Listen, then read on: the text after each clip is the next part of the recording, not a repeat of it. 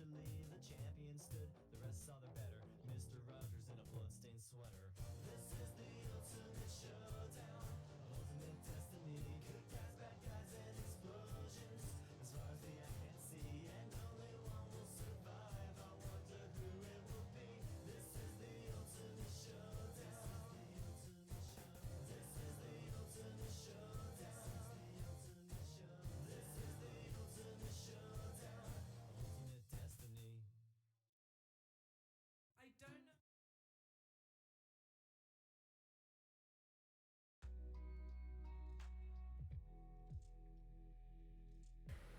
Hello!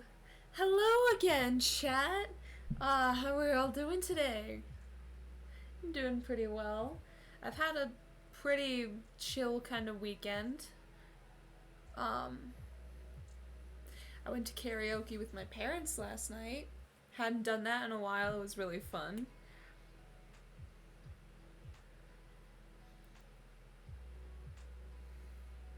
But I figured I haven't streamed in a bit, and it might be a little bit more.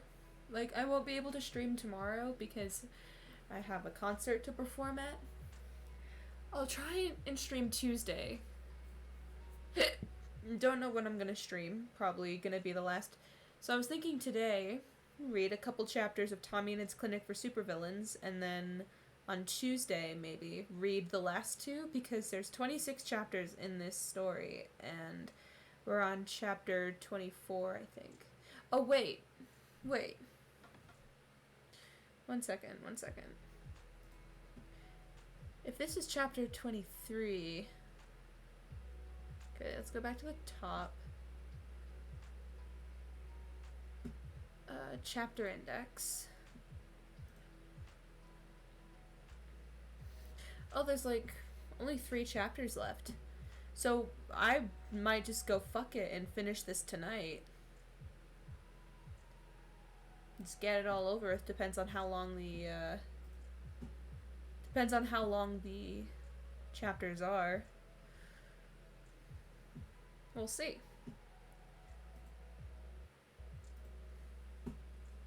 Alright. Before I go on, if you're new to the stream and you haven't followed yet, I'm going to be reading Percy Jackson at 150 followers, so if you want to see me do that, be sure to leave a follow. And also follow my other socials as well. If you click !socials, it'll show all my socials along with my Discord server if you want to join that and make some friends. So without further ado, let's go on to the next chapter. So, summary. L'Manberg is...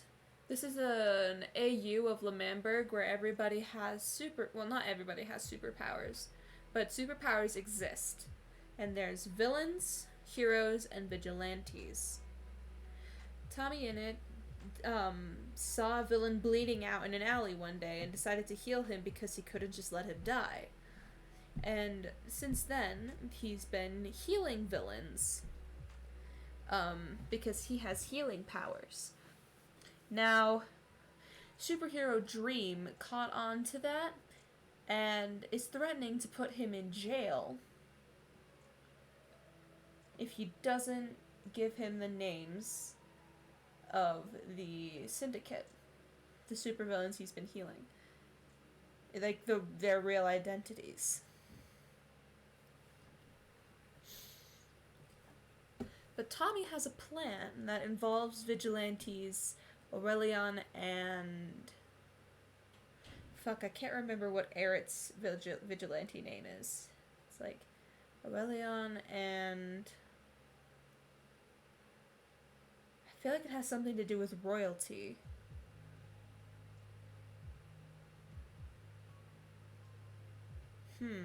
I'll probably remember soon. Okay, any trigger warnings for this? This is by Bones and the Bees. If you check them out on Twitter, I'm fairly certain that's their Twitter handle as well. So be sure to show them some support too. Summary. The plan is prepared. Now all they have to do is wait. Oh, this chapter was published like right on New Year's.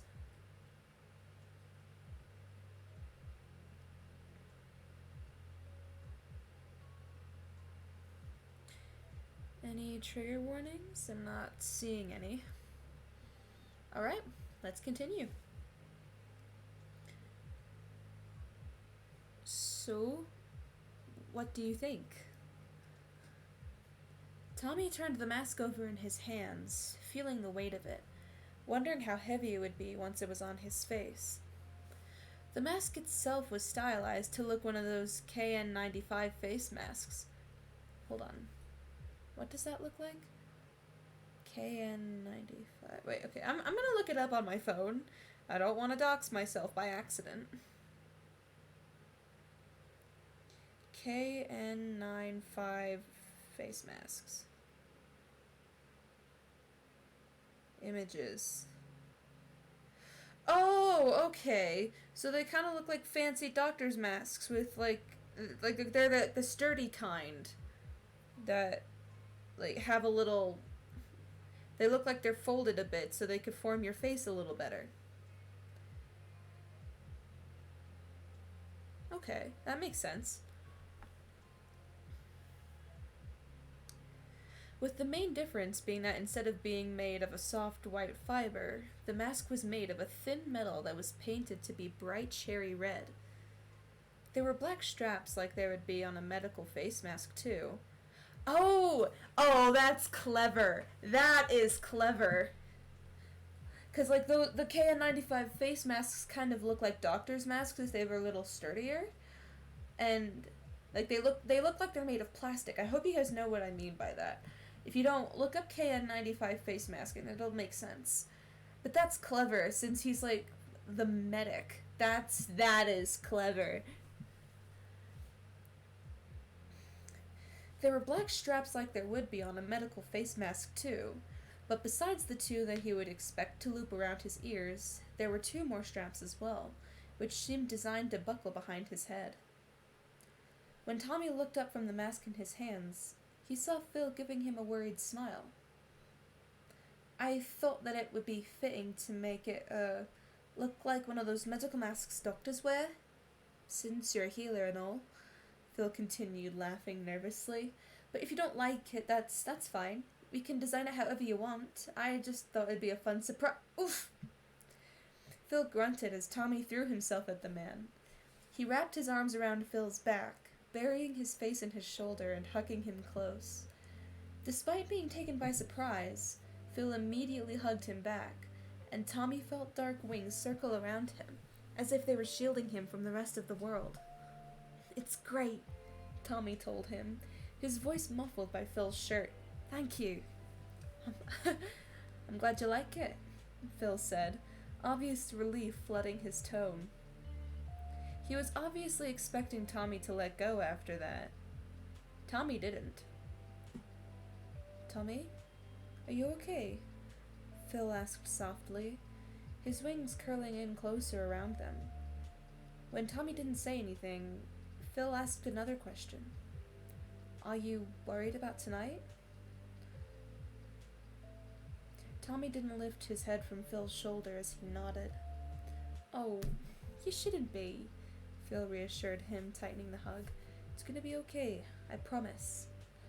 You don't know that, Tommy argued, still refusing to lift his face from Phil's shoulder. A lot of shit could go wrong. Hold on, I'm turning down my music. I don't know if it's gonna affect anything on your side, but it's really like... could I just...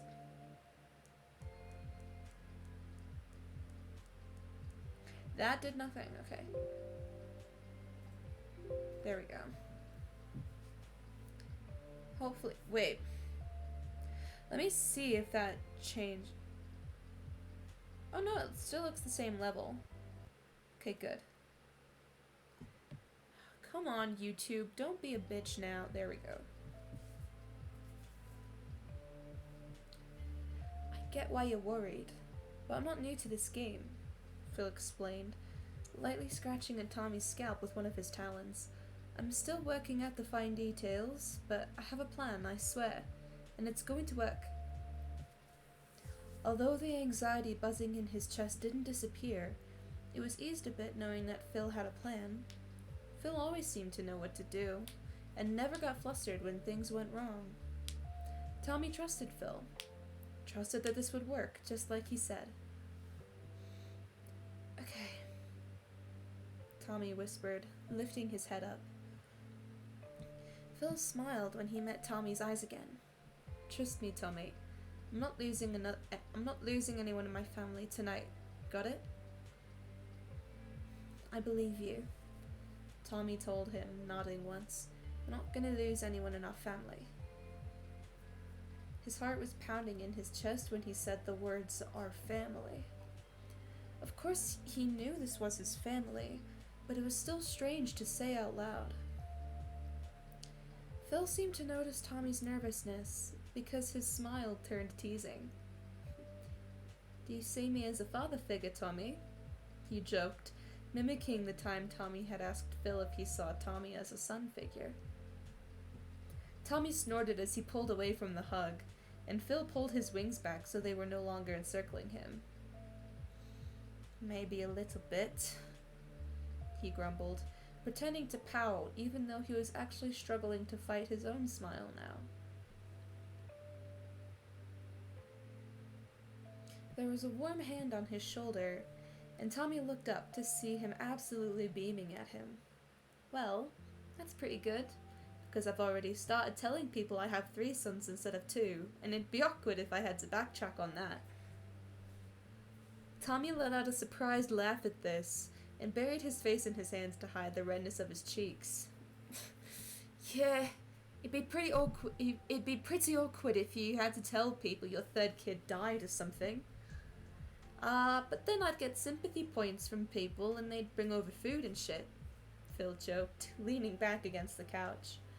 I mean, if we want free sympathy food, we can always just fake my death, Tommy fired back, shooting Phil a wry grin. And this is why you're smarter than both your brothers, Phil said with a sage nod. Tommy chuckled, leaning back against the couch as well, and slumped against Phil's shoulder as he went back to fiddling with the mask. I can't wait to tell Will and Tech you said that. They're gonna be so pissed. You little shit. I take back everything nice I said. Too late. No take-backs, Tommy snarked.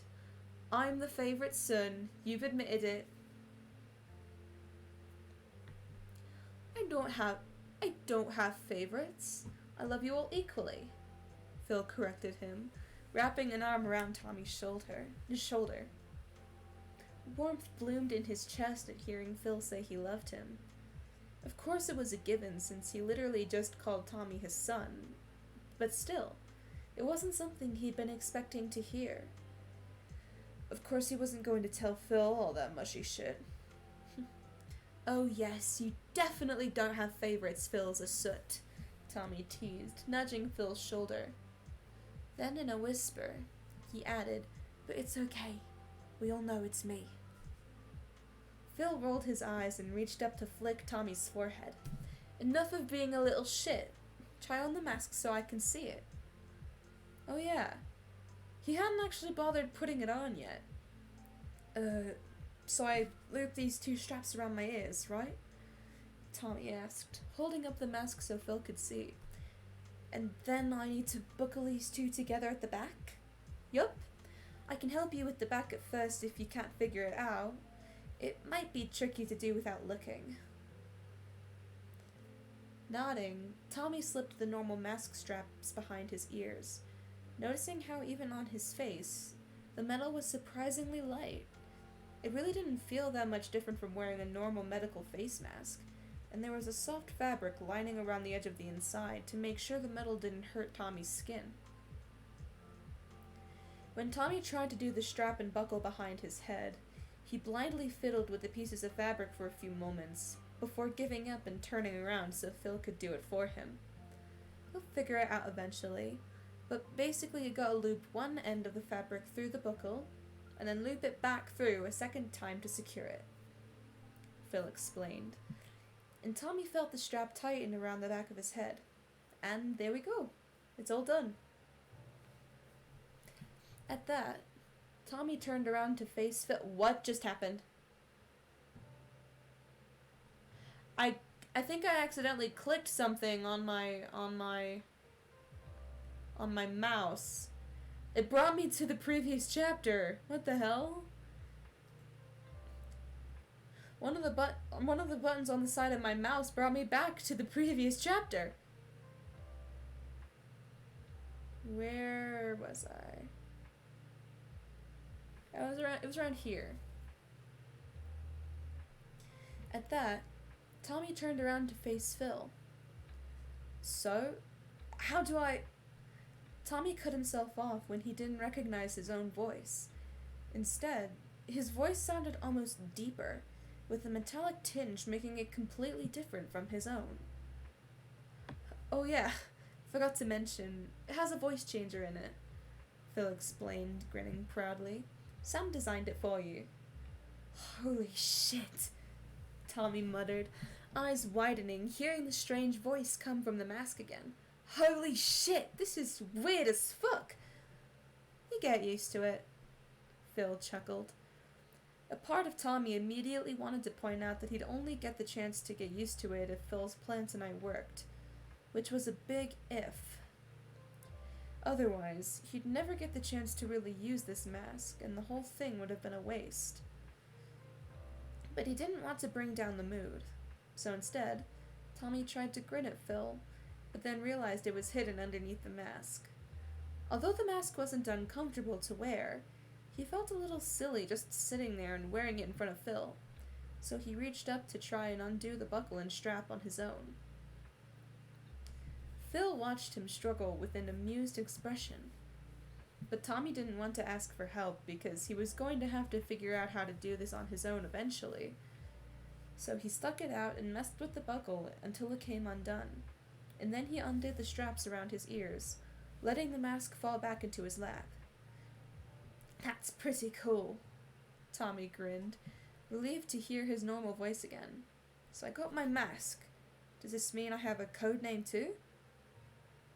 You will, but I can't tell it to you yet, Phil told him. Tommy furrowed his brows. Why not? Because Techno's still trying to pick it out, Phil snorted. He practically begged to be the one to choose your name, and he's been making notes in his Greek mythology books ever since. If you don't like the one he chooses for you, that's fine. I think he's gonna have a few choices lined up in case you don't like the first one.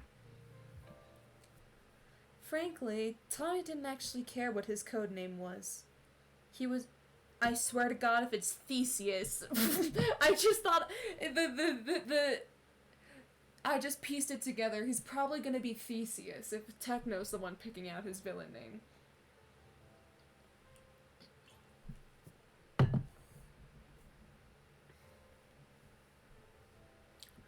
He was more warmed by the fact that Techno had wanted to be the one to pick it out, and was clearly taking time to try and make sure it was a good fit for Tommy.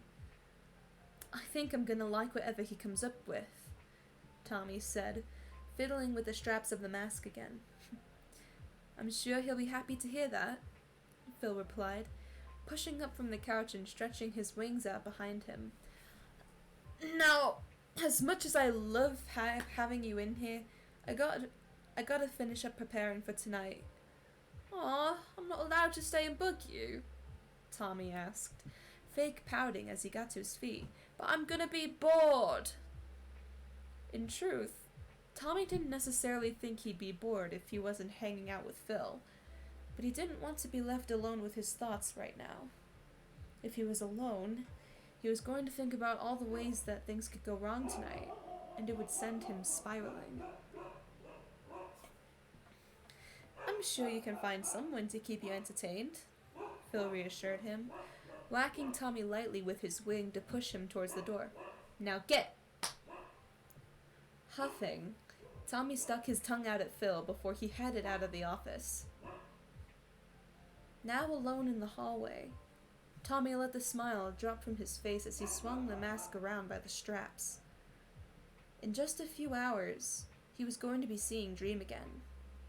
Hopefully, this would be the last time Tommy had to worry about the number one hero.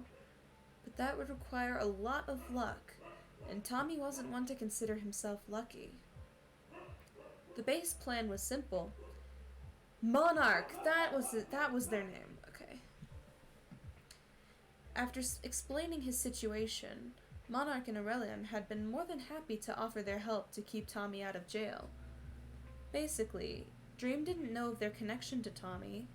They had agreed to set up a meeting with Dream, claiming they had information on the syndicate he wanted to know. However, this was a complete lie on their end. In truth, as soon as Dream arrived at the meeting point, Monarch and Aurelion would give a signal, and the syndicate was going to show up. Phil would then try to negotiate with Dream and get him to delete the CCTV footage, without giving up anyone's identities in the syndicate. Tommy didn't know what Phil's plan of negotiation was. Dream had the upper hand here, and he knew it. He wasn't going to just give up his only playing card because Phil asked him to. One second, I gotta do something real quick. Be right back.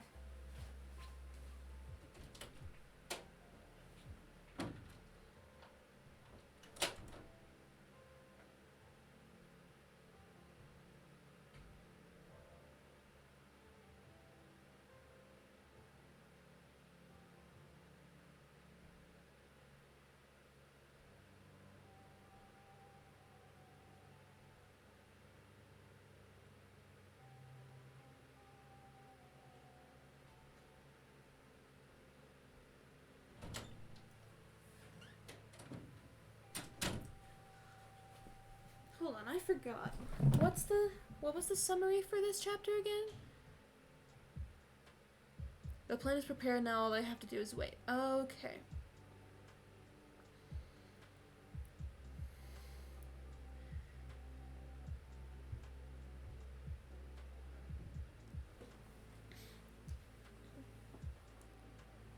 But Phil kept reassuring him he knew what he was doing, and that he had a plan for how to make the negotiations work.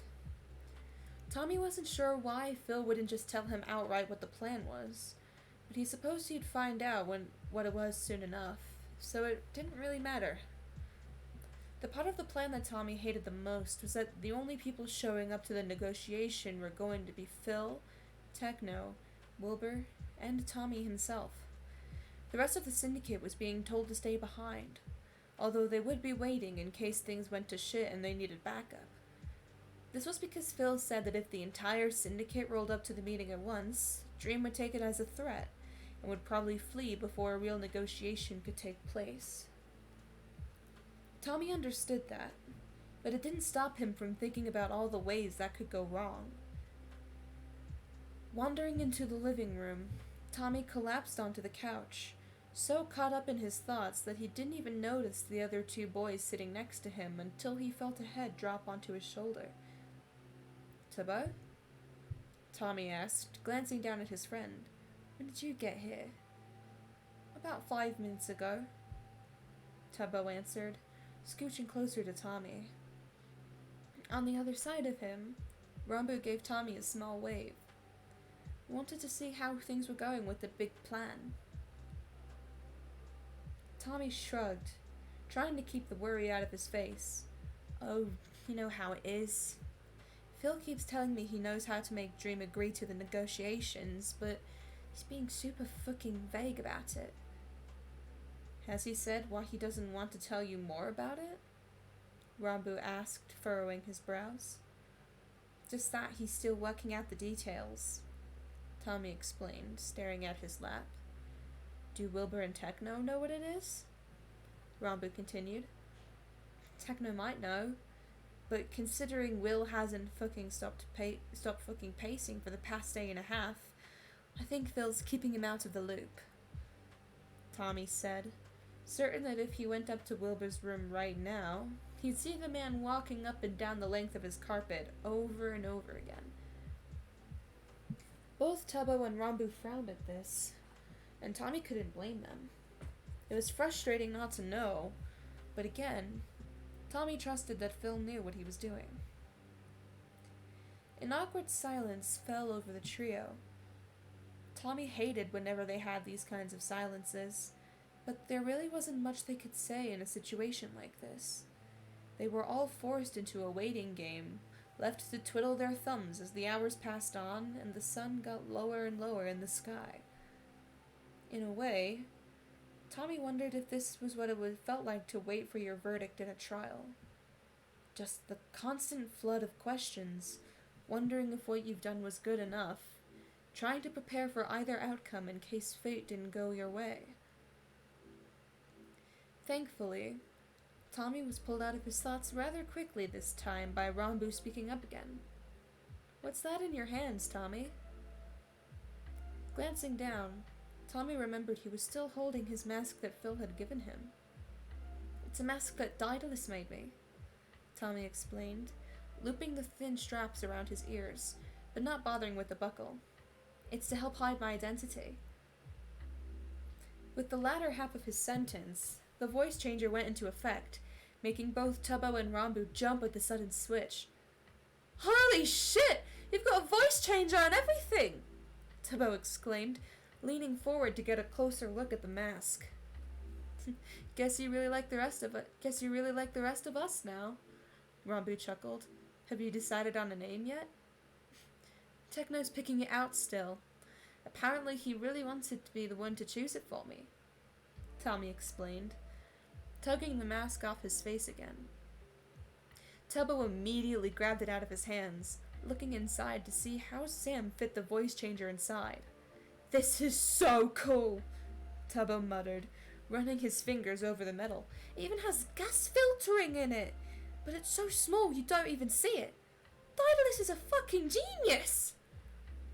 Considering his power literally is manipulating technology, I'd assume he can make some pretty cool fucking stuff, Tommy snorted. "God, I'd love to sit down and just ask him how he made his suit," Tubbo said, holding the mask up to the light on the ceiling.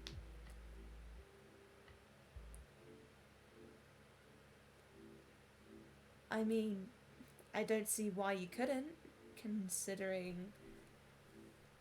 Tommy trailed off, knowing that Rambu and Tubbo would know what he was saying. Tubbo's excited grin faded, while Rambu folded his hands together. "Have you guys thought about their offer?" Tommy asked quietly, glancing between his two best friends. The two shared a look. "We're still thinking it over," Rambu told him, wringing his hands in his lap. "We really appreciate the offer, of course. It's just, well, it's a big decision."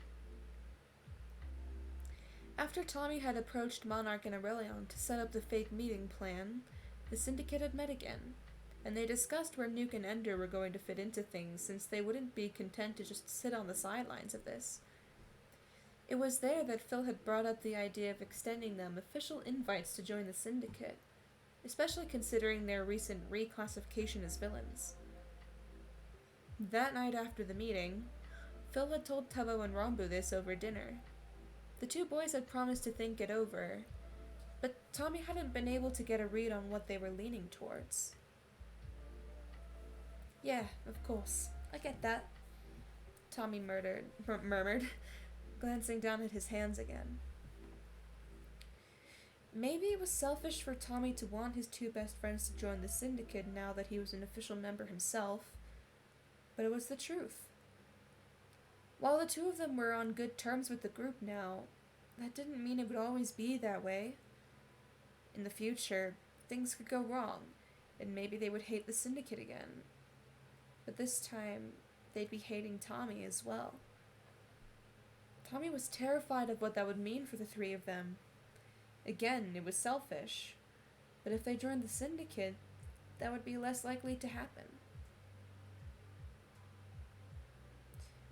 "Can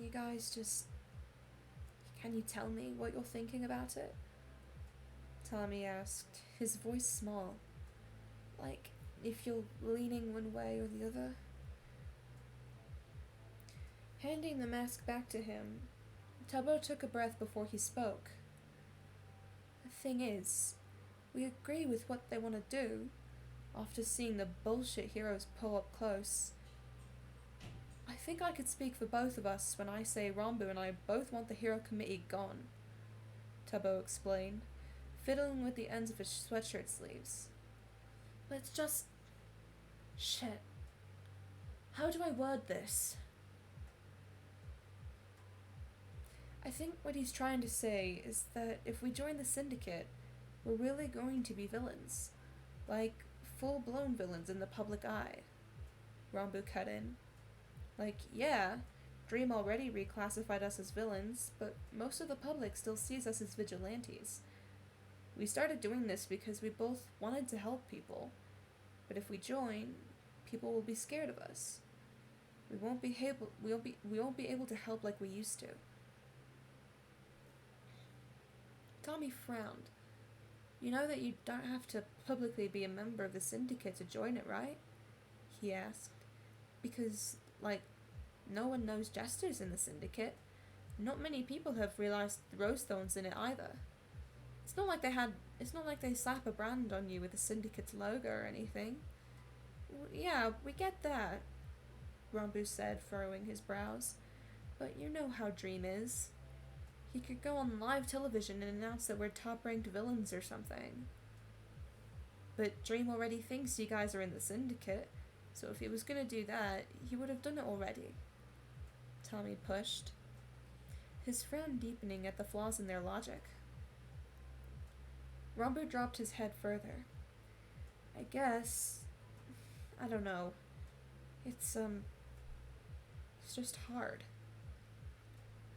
The perks of living with the same two people for years on end in a very tiny space included being able to read them better than anyone else. Tommy could tell there was something they weren't telling him right now. Taking a breath to try and quell the anxiety humming in his chest, Tommy started twisting the straps of the mask around his fingers so he had something to do with his hands. Look, you don't have to lie to me, Tommy said softly. Is it because you don't approve of what the syndicate does? Do you not approve of what I'm doing now? It was the same fear Tommy had had way back when Tubbo and Rambo first found out about Tommy's healing business. The fear that his two best friends wouldn't support him, that he had pushed things too far and they wouldn't stick by him anymore.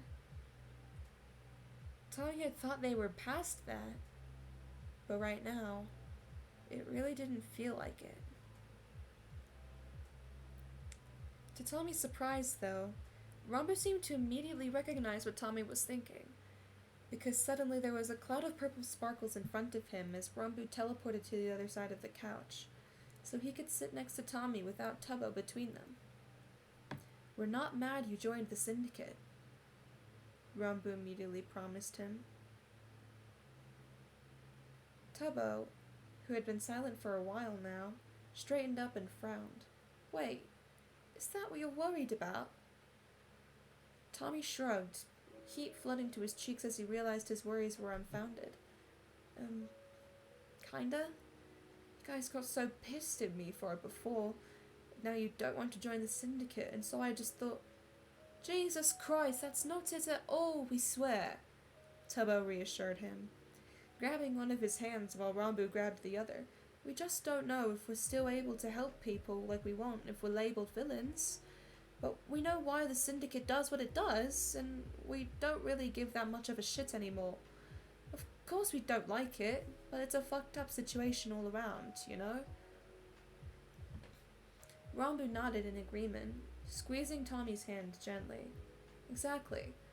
It's a complicated situation to be in, and we get that sometimes they have to do things that aren't super great. A little bit of the anxiety twisting Tommy's gut loosened, and he breathed a sigh of relief. And even if we still hated the syndicate, it's not like it would matter, Tubbo continued. You're our best friend, Tommy. I know we both fucked up before with how we handled shit, but the syndicate and the people in it are important to you, so that makes it important to us. God, Tommy missed Tubbo and Rambo being able to practically read his mind. Thanks, guys, Tommy murmured, squeezing both their hands. I don't know. It's stupid, but I thought that if I joined the syndicate and you didn't, one day we might be against each other or something, and I can't imagine going against you two on anything. Aw, that's so sappy of you, Tubbo teased, using his free hand to poke Tommy's cheek. Tubbo, be nice, Rambu reprimanded gently. But don't worry, Tommy, that wouldn't happen. Like Tubbo said, we're all still best friends, and that's not gonna change, even if we don't end up joining the syndicate. That's not to say we won't join. Like I said, we're still thinking about it, Tubbo added. I just think it'd be a little easier to weigh our options when we're not dealing with the imminent threat of you getting arrested. Tommy snorted, leaning into Rambu's side and tugging Tubbo along with him. Yeah, that's fair. Tubbo didn't protest at all to the pole, instead curling up against Tommy's side, while Rambu just chuckled and rested his head on top of Tommy's. We'll figure this all out after tonight, Rambu reassured him. Thanks, guys, Tommy mumbled, burying himself deeper in the pile of limbs he now found himself in. Love you both. Clingy, Tubbo joked, poking his cheek again. But love you too, Tommy. Love you, Rambu echoed, before reaching over Tommy to flick Tubbo's forehead. When Tubbo yelped in surprise, the hug pile quickly disappeared, and Tommy laughed as he watched Tubbo try to smack Rambu in revenge. But Rambu kept teleporting around the room, never letting Tubbo get close. Soon, Tommy was laughing so hard he couldn't breathe, and they all collapsed into a breathless pile on the couch. A few hours passed like that. But then, Tubbo said he had to go and fix something on his mask before that night, with Rambu adding that he needed to stitch up a tear on his costume. So they both left, leaving Tommy alone with his thoughts once again. It was almost dark now. Golden light spilled in through the slitted blinds, and Tommy could see bright shades of pink sitting on the edge of the mountains that sat behind the house. When Tommy began to wonder if they had windows in prison cells, or if this was the last sunset he was going to see for a while, that's when he decided to go find someone else to take his mind off things. Wilbur was the obvious choice, and just like Tommy had predicted, when he knocked on his bedroom door and Wilbur called for him to come in, he found the man pacing. Unlike when he'd gone in there a few nights ago and was surprised by how clean it was, now Wilbur's room was even more of a mess than usual. Clothes scattered the floors, papers littered every open space available, and the string lights that had hung above the bed had fallen on one side, but Wilbur hadn't bothered to put them back up. Tommy couldn't even read Wilbur's scribbles this time, which made him wonder what kind of song lyrics he could have been writing on them to vent his frustration. Wilbur himself didn't seem much better. There was a half-empty mug of coffee sitting on his nightstand, dark circles under his eyes, and his glasses were smudged to all hell and back. Oh, hey, Toms, Wilbur said when Tommy entered the room, stopping his back and forth. What are you up to? Tommy shrugged, stepping over the clothes and papers on the ground to drop himself on top of Wilbur's bed. Nothing much. Kind of wanted to take my mind off things, so I figured I'd come bother you. He paused, making a point to look around the room, though I think you need a distraction more than I do. Wilbur let out a soft huff before trudging over to the bed, collapsing on it right next to Tommy. Yeah, that's probably fair. I've been a bit of a nervous wreck since we decided on that plan. Tommy snorted. Tell me about it. I can't stop thinking about all the ways shit could go wrong. Sighing, Wilbur slung an arm over Tommy's shoulder and gave him a side hug. It's gonna be okay. Phil keeps saying he has this great plan, and I trust him. I trust him too. Tommy nodded. God, I gotta stop messing up my words. Doesn't make me any less worried, though. Yeah, I get that, Wilbur muttered, shaking his head. But there's no sense in worrying about that shit till tonight. Speak for yourself, Tommy teased, gesturing around the room. It looks like a bomb went off in this place. Wilbur groaned, using his free hand to drag his hand down his face. I know, it's a fucking wreck in here. Sometimes when I'm anxious about something, writing music helps me feel better. So I've been trying to do that. But it hasn't really been working that well today. Aw, so you don't have anything new to play for me? Tommy asked, pouting at Wilbur. The puppy dog eyes always worked on Wilbur, because a slow grin grew across his face. Well, I didn't say that. Bolting upright, Tommy's face immediately split into a wide smile. Can you play me something? Laughing, Wilbur dropped his arm from Tommy's shoulder so he could lean down to grab his guitar. Sure I can, but you're not allowed to complain about my voice. I haven't done any warm-ups, so it's gonna sound terrible. I won't complain, Tommy promised, but I will make fun of you relentlessly if your voice cracks. Wilbur rolled his eyes. Fucking gremlin? Bitch boy? Tommy shot back. This only made Wilbur laugh again. Then he leaned back against his pillows, hoisted his guitar onto his lap, and started to play. Wilbur mostly just played songs of his that Tommy had heard before. A few were soft and slow, some were a bit faster. At one point, Tommy had stretched out across Wilbur's bed and closed his eyes, letting the music just wash over him to try and forget about his worries. The light of the dying sun crept its way in through the cracks in Wilbur's blinds. Slivers of orange and red highlighted the room, growing darker and darker as Wilbur kept playing. Slowly, the tension in Tommy's shoulders trickled out like sand from an hourglass. The constant buzz of anxiety in his chest faded, until there was only a soft hum left in its place. Soon, the sun had set completely, and Wilbur stopped his playing. Tommy's eyes fluttered open to a now dark room, and when he saw the relaxed smile now spread across his brother's face, he was hit with a new realization. If things went to shit tonight, this would probably be the last chance Tommy got to talk to Wilbur one-on-one. Well, he wasn't one for dramatic goodbyes. He knew there was something he needed to make sure Wilbur knew, just in case it all went wrong. Will? Tommy said softly, sitting up on the bed. Yeah? Wilbur asked, grabbing a water bottle off his nightstand and taking a few sips. I'm gonna do the same thing. I'm a little bit thirsty.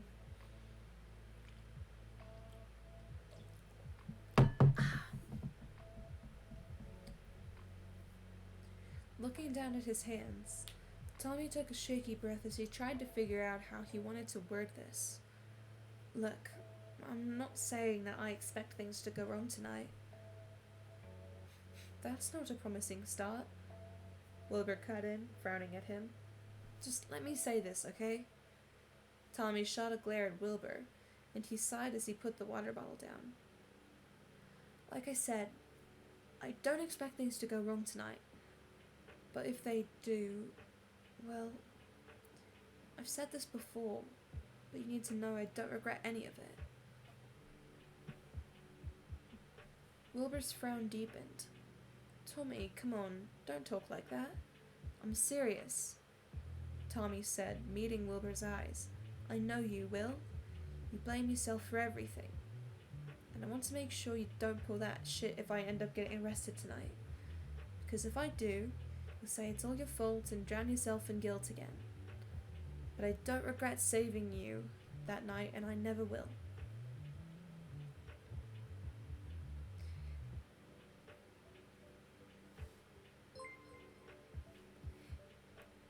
Ipty Hall 98, thank you so much for the follow. How are you doing today? You don't need to talk in chat if you don't want to. If you want to just lurk, that's completely fine. I should make a lurk command. Do I want to do that though? That will be it.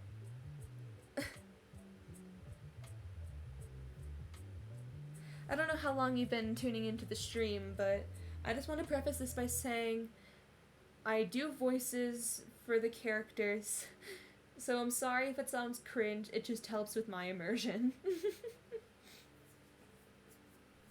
But thank you so much for the follow. We're one follow closer to me reading Percy Jackson on stream.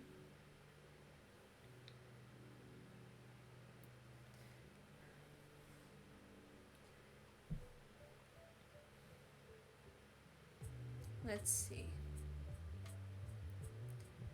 There was a beat of silence as Wilbur squeezed his eyes shut, burying his face in his hands. You shouldn't say that. You won't think the same thing if that happens. You're wrong, Tommy said, pulling Wilbur's hands away from his face. Look into my eyes. I'm telling you the truth. Even if I get thrown in jail and get sentenced to 30 years or some shit, I'd do it all again. Because I got the best goddamn family I could ask for out of it. And even if I only got these few months with you guys, it was worth it. Getting you as my brother was worth it. Reaching up, Wilbur wiped a tear away from the corner of his eye and shook his head. You're not going to jail. I promise you, Wilbur said, his voice rough. And I believe you, Tommy told him. But just in case everything goes wrong, I don't want you to blame yourself. Because you're a dramatic bitch who does that way too much. And I don't want you pulling that shit if I'm not around to tell you to knock it off. Wilbur let out a weak laugh and nodded once. You're too fucking sweet sometimes. Do you realize that? Tommy immediately scowled. What? I'm not sweet. You are, Wilbur said, giving him a soft smile. Now, you just made me cry, so you owe me a big hug to make up for it. Scoffing, Tommy pretended to be annoyed at the request, but wrapped his arms around Wilbur without a second of hesitation. Clingy ass bitch, he whispered into Wilbur's shoulder. Wilbur laughed again, and rested his chin on top of Tommy's head. That's right, I am a clingy bitch and I'm proud of it. The two stayed in their hug for a few moments, with Tommy just listening to the pattern of Wilbur's breathing, and trying to match his own to it. He didn't want to let go, but once he let go, he'd start thinking about how that could be the last hug he got from Wilbur. This day was filled with too many potential last things for his liking. But then, there was a quiet knock at the door that broke the calm silence that had surrounded the two of them. Will? Is Tommy in there? Techno asked from the other side of the door. Grumbling, Tommy buried his face into Wilbur's shoulder, and Wilbur chuckled. Yeah, he's in here. Cool. Phil's serving dinner, so come down to get something to eat, Techno told them both. Then, Tommy listened as his footsteps faded as he went back down the stairs, leaving them alone once more. Come on, we gotta go get food, Wilbur said, pushing Tommy off of him. Tommy fell back onto the bed and groaned. I don't want to walk, he whined. Wilbur raised an unimpressed eyebrow at him. I'm not carrying you. A few minutes later, Wilbur made his way into the kitchen with Tommy on his back. Phil chuckled when he spotted the two of them, and Wilbur rolled his eyes as he let go of Tommy's legs, forcing him to drop to the floor. Thanks for the ride, Tommy grinned, patting Wilbur's shoulder as he sat down at the dining table. I'm too nice to you, Wilbur complained, plopping down in the seat right next to Tommy. Thought you said I was sweet, Tommy teased, nudging Wilbur's shoulder. Yeah, I said you were, but I'm not. Wilbur shot back, elbowing Tommy in the side. Techno, who had just sat down from across the two of them, snorted at that. Wilbur, you're a huge sap. Don't even try to deny it. Wilbur narrowed his eyes. I'm not a sap, R2. I'm not. You are. No, for the love of fuck, not before we eat, Phil cut in, sighing deeply as he set a large bowl of pasta in the center of the table. He took his place next to Techno, his wings stretched out above the back of the chair, and handed the serving spoon to Techno so he could dish out his food first. This was far from the first time they'd had a meal together. They'd done family dinners like this ever since Tommy had first started staying there. But something about it felt different now. Maybe it was because Phil had officially called Tommy his son, or maybe it was just because Tommy was worried for what would happen after tonight.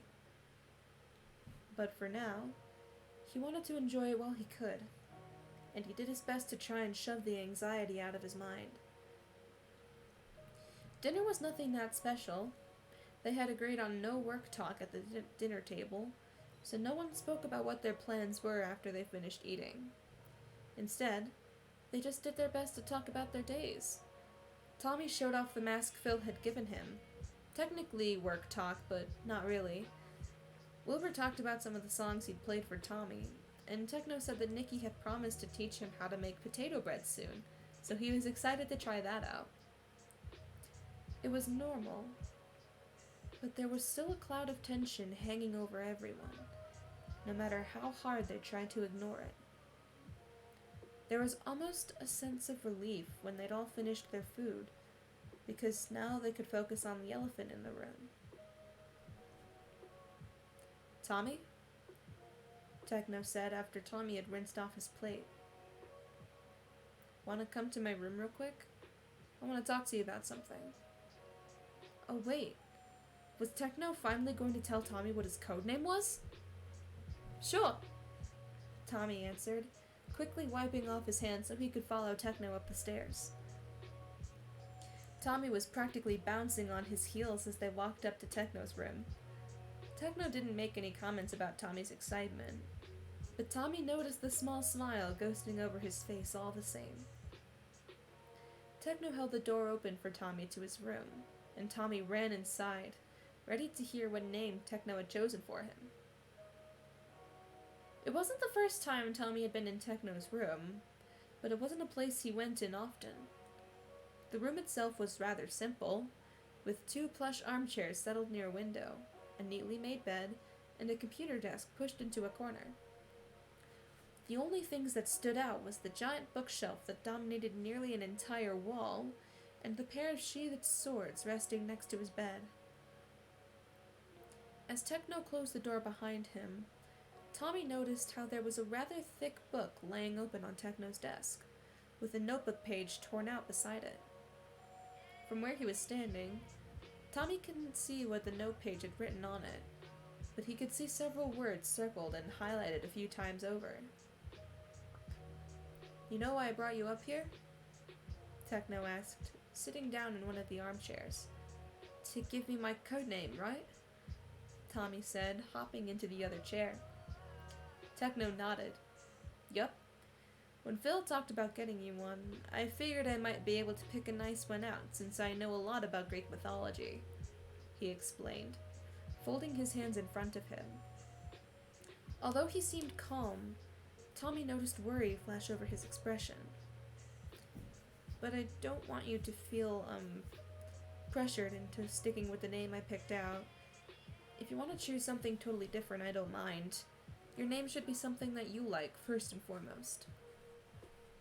Tommy grinned. Don't worry, Tech.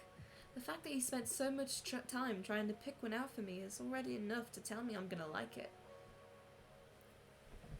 Techno snorted at this. Now, don't get ahead of yourself. You might end up hating the name, and then that's just gonna be, pretty awkward for both of us. Oh, shut up and just tell it to me, Tommy told him, bouncing in his seat. Alright, but if you hate it... Techno! Tommy whined. Stop being a dramatic bitch and just say it already! Rolling his eyes, Techno leaned back in his seat.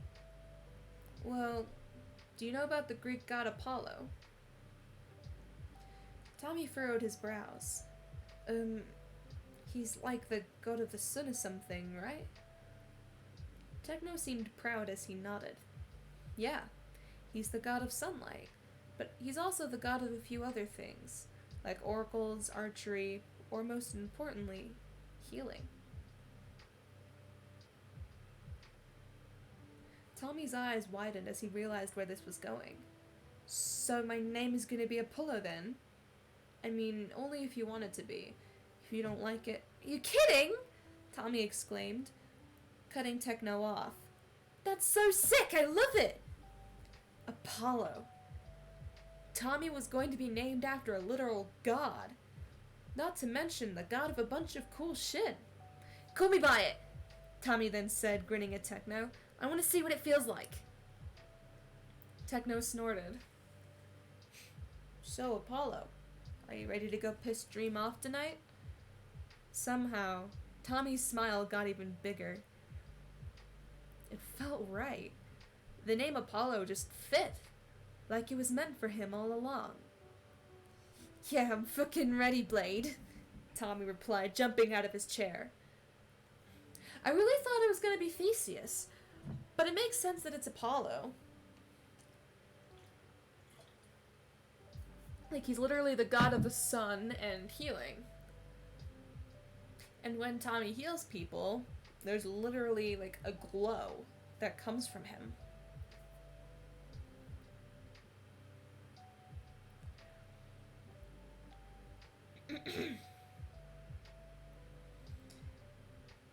Techno stood up as well, and he seemed very relieved that Tommy liked his choice. Well, we need to go over the plan, but... He cut himself off when Tommy pulled him into a sudden hug. Techno kept his arms pinned to his sides, but didn't try to get out of the hug either. I don't do hugs, Techno admitted. Do you want me to let go? Tommy asked, worried he'd made Techno uncomfortable. Nah, I'm good, Techno said, although he still didn't move his arms from his sides.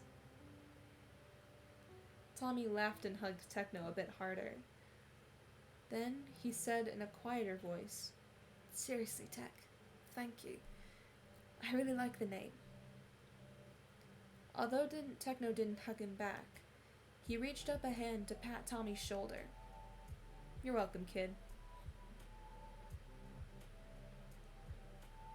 I really thought it was good. Huh, I guess a lot of people guessed Apollo on, like, maybe, like, Twitter or something.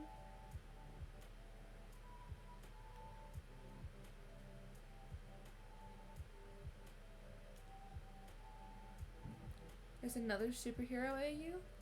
Might have to look into that. I don't know if it's gonna be on stream or just in my own time. But let's go to the next chapter.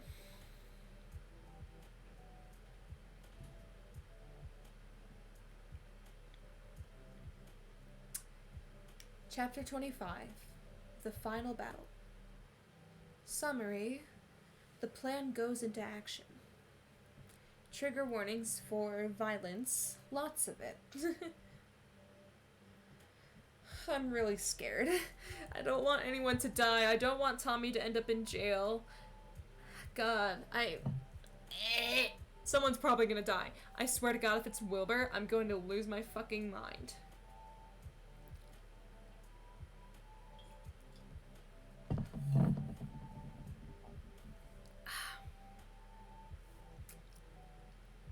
After Tommy let go of the hug, Techno told him they needed to go get ready because they were going to have to head out soon.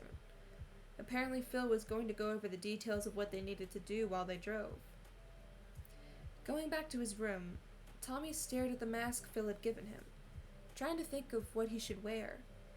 It needed to be practical, something he could move in, but it also needed to be distinct, since this was going to be his first official appearance as Apollo. I swear, if it's the red baseball tee... Digging through his drawers, Tommy quickly found a pair of bright red cargo pants that he definitely did not remember being there before. Dozens of pockets lined the legs, which Tommy already knew he could use to hold things like bandages and gauze. They were nearly the exact same shade of red as his mask, and Tommy wondered which one of his family members snuck them into his room. His money was on Wilbur. From there, Tommy found a plain black t-shirt that he figured would be good to use in case it got stained with blood. Then, he grabbed an old pair of dark brown boots Wilbur had given him back when Tommy was still borrowing stuff from Wilbur's closet. Okay, so it's not the red baseball tee. I would have laughed if it was. I could not imagine a supervillain looking like that. He got dressed and put the mask over his head before he looked at himself in the mirror. While he wouldn't say he looked like a supervillain, he looked pretty cool, in all honesty. At least to himself. Well, if he got his ass kicked tonight, at least he was going to do it in style. Tucking his mask down, Tommy left his room and headed down the stairs. Wilbur, Phil, and Techno were already waiting by the door to the garage, already dressed in their own outfits, minus the masks. When Tommy walked into the kitchen, Wilbur immediately beamed. "You used the pants I bought you!" he exclaimed joyfully. "Fucking knew it was you," Tommy snorted, folding his arms over his chest. "I just saw them one day and I had a feeling you'd like them," Wilbur told him. "You paired it well with the black t-shirt to tone it down, and then the plain boots." "Listen to Mr. Fashion Expert over here," Techno snorted. "Says the one wearing a literal fucking cape." Wilbur fired back, narrowing his eyes at his brother. "Bruh, why you gotta come for my cape?" Techno asked, raising an eyebrow. "Okay, you two, not right now," Phil said, shaking his head. He dug into his pocket and pulled out a piece of white fabric, holding it out to Tommy. "Tommy, here's one last thing I think you should wear. It's an armband." Frowning, Tommy pulled the armband onto his left arm, noticing how the fabric was snug but not uncomfortable around his bicep. When he looked down at the actual symbol that was printed on it, though, he grinned. "Is this to show I'm a medic?" Tommy asked, tracing the bright red cross symbol with his finger. "Yup. Figured that if the media catches wind of you, might as well have something to show you're a healer," Phil explained, adjusting the armband a bit so the cross was straightened out. "Oh, and fun fact," Wilbur chimed in, giving Tommy a Cheshire grin. "It's technically a war crime to wear the Red Cross symbol if you're not part of the official Red Cross organization." Tommy beamed at this. "Hell yeah! My first crime as a villain!" Wilbur wiped a fake tear from the corner of his eye. "They grow up so fast." "Alright, kids, you can talk more about war crimes in the car. We need to get going," Phil ordered, shepherding the three of them into the garage. A few minutes later, they were back in the black SUV the family always used for syndicate business. They had all put on their masks, and Tommy slumped down in the back seat, trying to ignore the way his heart was steadily picking up pace the further they drove.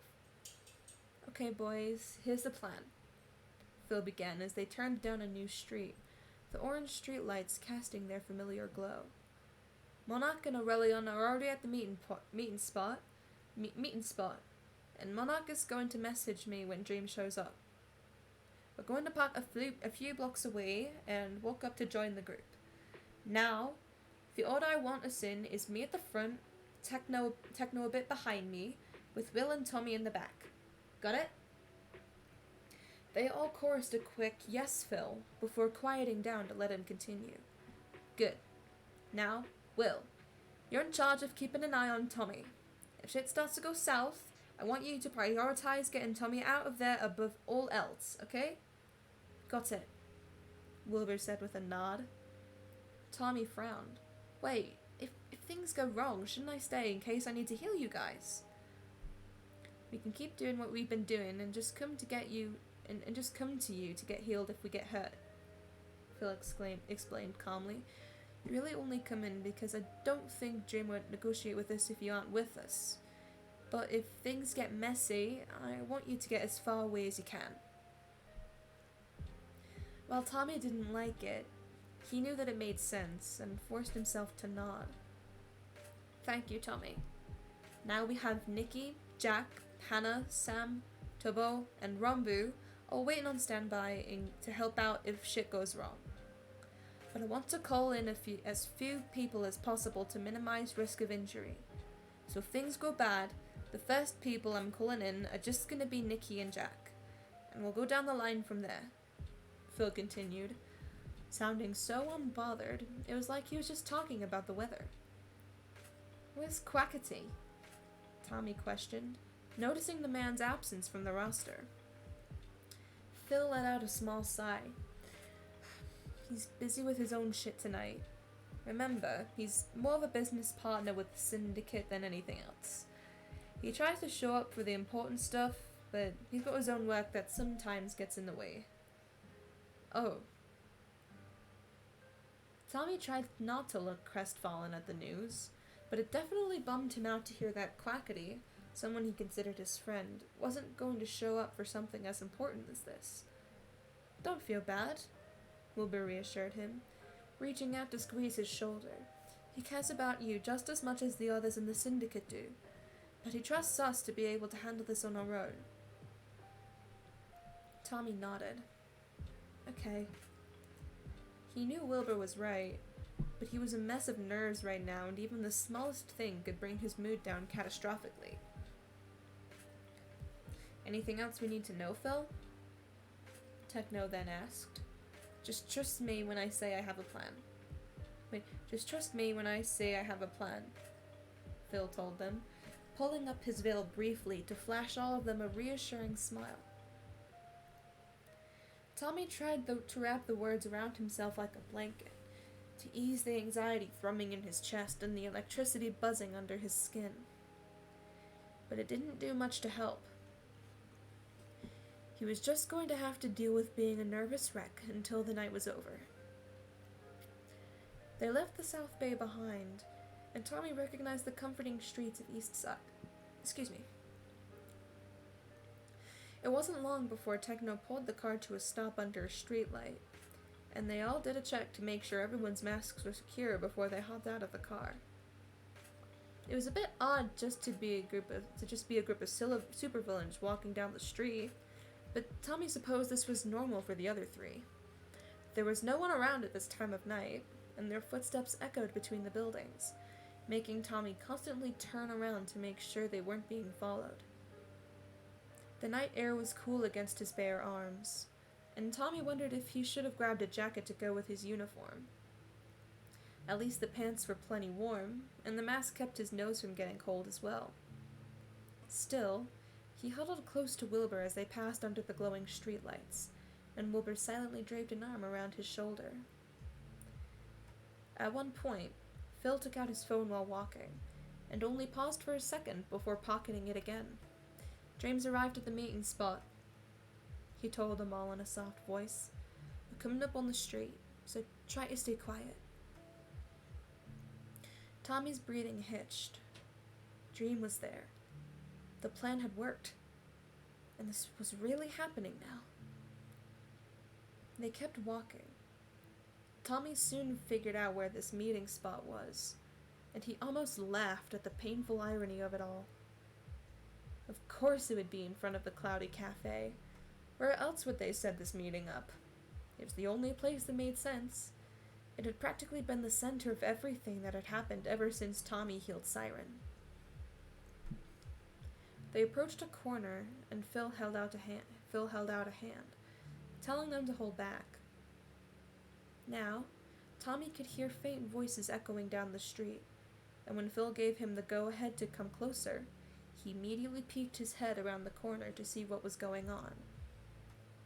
Sure enough, standing in the middle of the street in front of the cafe was Dream. His cape billowed in the light breeze as he stood in front of Monarch and Aurelion, the gold accents in both their costumes glinting against the streetlights. "So?" Dream was asking, his arms folded over his chest. You dragged me all the way out here. What information do you have? Well, I might have exaggerated a bit when I said I had information, Monarch explained, and Tommy could hear the smirk in their voice. Really, we just need to repay a favor for a friend. What the hell do you mean by that? Dream demanded, sounding more than frustrated at this point. This was when Phil dropped his hand and stepped out into the street, with Techno close behind, and Wilbur tugging Tommy out so they followed the two of them. Dream immediately heard the footsteps on the asphalt and whirled around, his expression frozen in his smiley face, as always, as he watched Phil form out of the shadows. Oh, I see what this is, Dream said, and Tommy could feel his gaze skimming over him and Wilbur. He fought the urge to flinch, although his legs felt like they were made of wood as they got closer to the man. And here I thought you valued neutrality, Monarch. I do, Monarch said, their white eyes unreadable as they glanced over the family. I have no loyalties to the Syndicate, just as I have no loyalties to the Hero Committee. Like I said, this was simply me and my partner repaying a favor to a certain healer. Now that we've done our part, we'll be heading out. Nice to see you two, Phil called out, waving at the two vigilantes as they turned down the road. Good luck, guys, Aurelion said, giving them all a cheery thumbs up as Monarch dragged him around the corner. And with that, it was just the three Syndicate leaders, Tommy and Dream. Dream laughed as soon as the vigilantes were gone, and Tommy could feel Dream's eyes raking over him. Of course, I shouldn't even be surprised, Dream said, shaking his head. Tommy, you do realize that wearing a mask is a bit pointless when I already know what you look like, right? We don't want any media to see his face, Phil explained. His wings spread out behind him as if he was trying to block Tommy from view. And before you start, we're not here to fight, Dream. We want to negotiate regarding the blackmail threat you made on our healer. By negotiate, I hope you mean take off your masks so I can see your faces, because if it's anything but that, Tommy is going to be going to jail, Dream said, stepping closer so he was face to face with Phil. I was hoping we could work out some alternate terms, Phil proposed, sounding as measured as could be while he spoke. Zephyrus, with all due respect, you're not really in a position to be negotiating right now, Dream told him. I have the upper hand here. There's only one thing I want, and if you don't give it to me, then the poor kid you dragged into your world is going to pay the price. It's up to you if you're willing to let that happen. You know we can't give you our identities, Phil said, his wings fluffing up. Dream shrugged. I guess you don't really care about Tommy then. The poor kid is so blindly loyal to your group. He wouldn't give you up for anything. But clearly you don't give two shits about him, which is a shame. I actually thought you'd be above manipulating an orphaned teenager, Zephyrus, but it looks like I was wrong. Phil huffed, and Tommy saw Dream flinch. It was barely noticeable, but it was there, and Tommy smiled under his mask, knowing that despite his big talk, Dream at least had some level of fear for Zephyrus. You say that we're the ones who have manipulated a child, but here you are, threatening to arrest him for saving someone's life, Phil pointed out, his veil billowing in the wind. We haven't hurt Tommy. We haven't forced him to do something against his will. He helps us because he wants to. And here you are, having already kidnapped him once, now threatening him outright.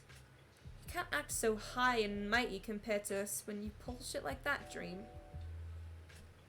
I've said it before and I'll say it again. I don't want to do stuff like this, Dream hissed, lurching forward so he was right in Phil's face. You think I want to kidnap some random teenager? Fuck no! But I knew I wouldn't get a chance to talk to him any other way. The only reason I'm forced to go to these extremes is because I'm doing it all to try and stop you. Tommy is just one of many, many normal people who have been caught in the crossfire of our war, which you started in the first place. Even in war, there are special exceptions given to medics. They are considered neutral as long as they are not a threat to the opposing side, and Tommy has never posed a threat to the Hero Committee, Phil asserted, meeting Dream's stare down head on. He might not be a threat, but he's not neutral. The day the Syndicate recruited him was the day he picked a side, and picking a side has consequences. I'm just simply seeing the consequences through. Dream shot back, clenching his fists at his sides. Now you either give me what I want, or I'm going to tell 404 to send the CCTV footage to the Hero Committee right this second. Make your choice. Silence fell over the group. Tommy's heart leapt into his throat, and Wilbur tightened the arm he had around Tommy's shoulders. Techno was tensed up behind Phil, but somehow, Phil still seemed relaxed? Not completely relaxed, considering his wings were still puffed up, but he didn't seem to be preparing for a fight like Techno and Dream were. Instead, Phil just reached into his pocket and held up his phone. Can I make a quick phone call first? Phil asked, and Tommy could hear the smirk in his voice. I guess? Thanks, mate, Phil said, before he tapped a few buttons on his phone and held it up to his ear. There were a few seconds of silence before whoever was on the other end picked up. Hey there! You ready? Pause. Great, we're already there. He's not cooperating, so we're gonna need you. Another pause. Thanks. See you in a sec. And with that, Phil hung up. Who was that? Dream questioned. Just an old friend, Phil said smugly. Is it Puffy?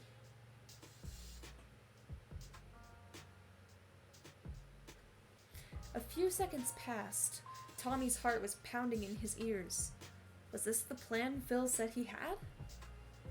Then, there was the sound of a bell chiming, and everyone's head spun to the right as the door to the cafe opened.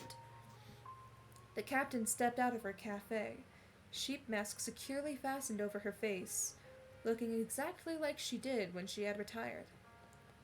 Holy shit. This had to have been Phil's plan, and it was fucking genius. As soon as Puffy stepped out of the cafe, Dream stumbled backwards as if he'd been shot. Captain? Hi, Dream, Puffy said softly, walking out to join them in the middle of the street, her hands folded behind her back. It's been a while, hasn't it? What are you doing here? Dream stammered. Tommy had never seen Dream taken this off guard. The man was tripping over his words in a way that he never had when he had Tommy kidnapped. This wasn't a part of any of his plans. Puffy, meanwhile, seemed to slip right back into her element despite her multiple years of retirement. Her steps were measured and slow as she approached Dream. And I need to bring this video back to the beginning 1 second. There we go.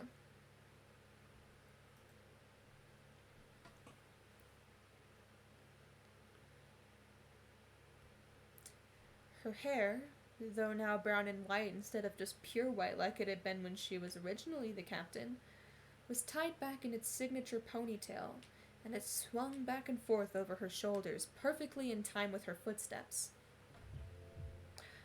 I'm here because a certain bird told me that you were threatening someone you shouldn't be, Puffy said, having to tilt her head up to look into the eyes of Dream's mask. Somehow, the height difference didn't make her any less intimidating.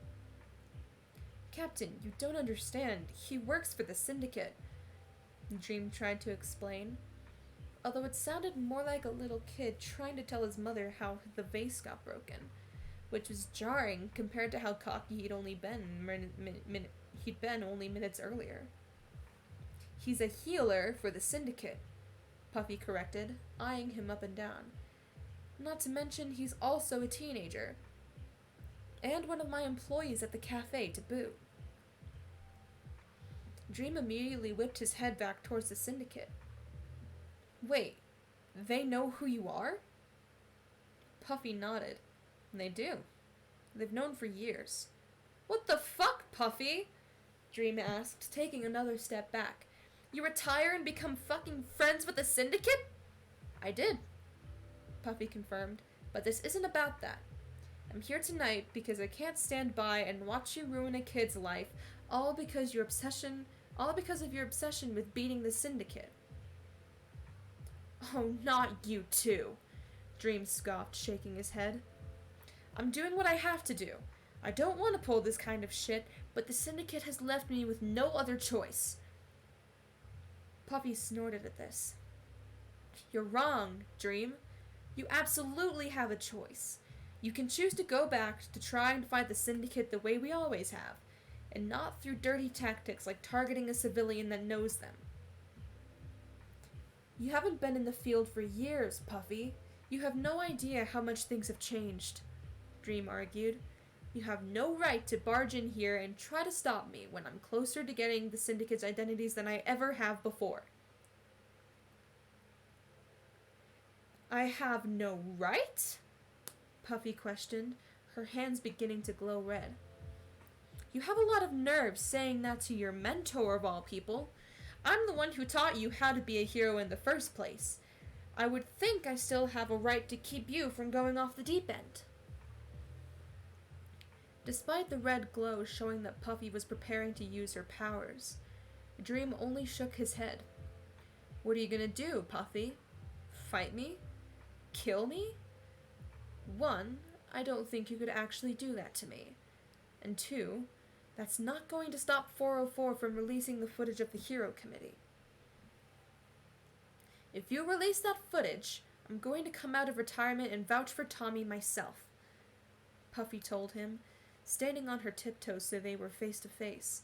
Sure, maybe the footage could get a conviction on its own, but if Tommy has the captain defending him, what do you think would happen then? You really think L'Manberg still cares about you that much? That they'd take your word over mine? Dream challenged, although Tommy could hear the uncertainty in his tone. As a matter of fact, Dream, I do. Puffy shot back. Holy shit.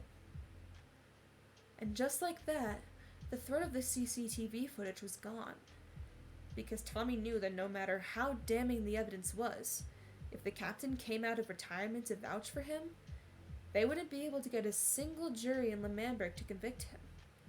Even if the Hero Committee pulled out all the stops, the people of the city loved the captain.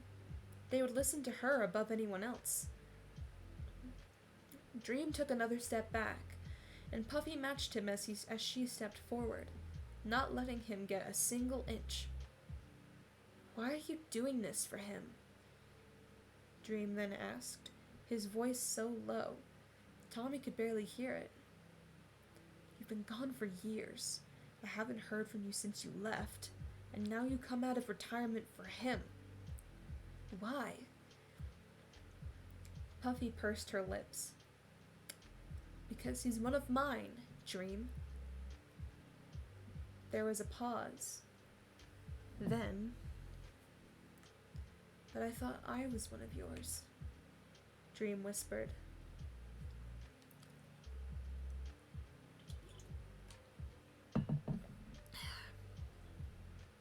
And that seemed to strike some kind of nerve in Puffy.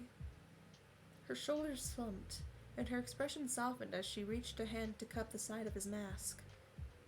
You'll always be one of mine, duckling, she told him, gently tracing the porcelain.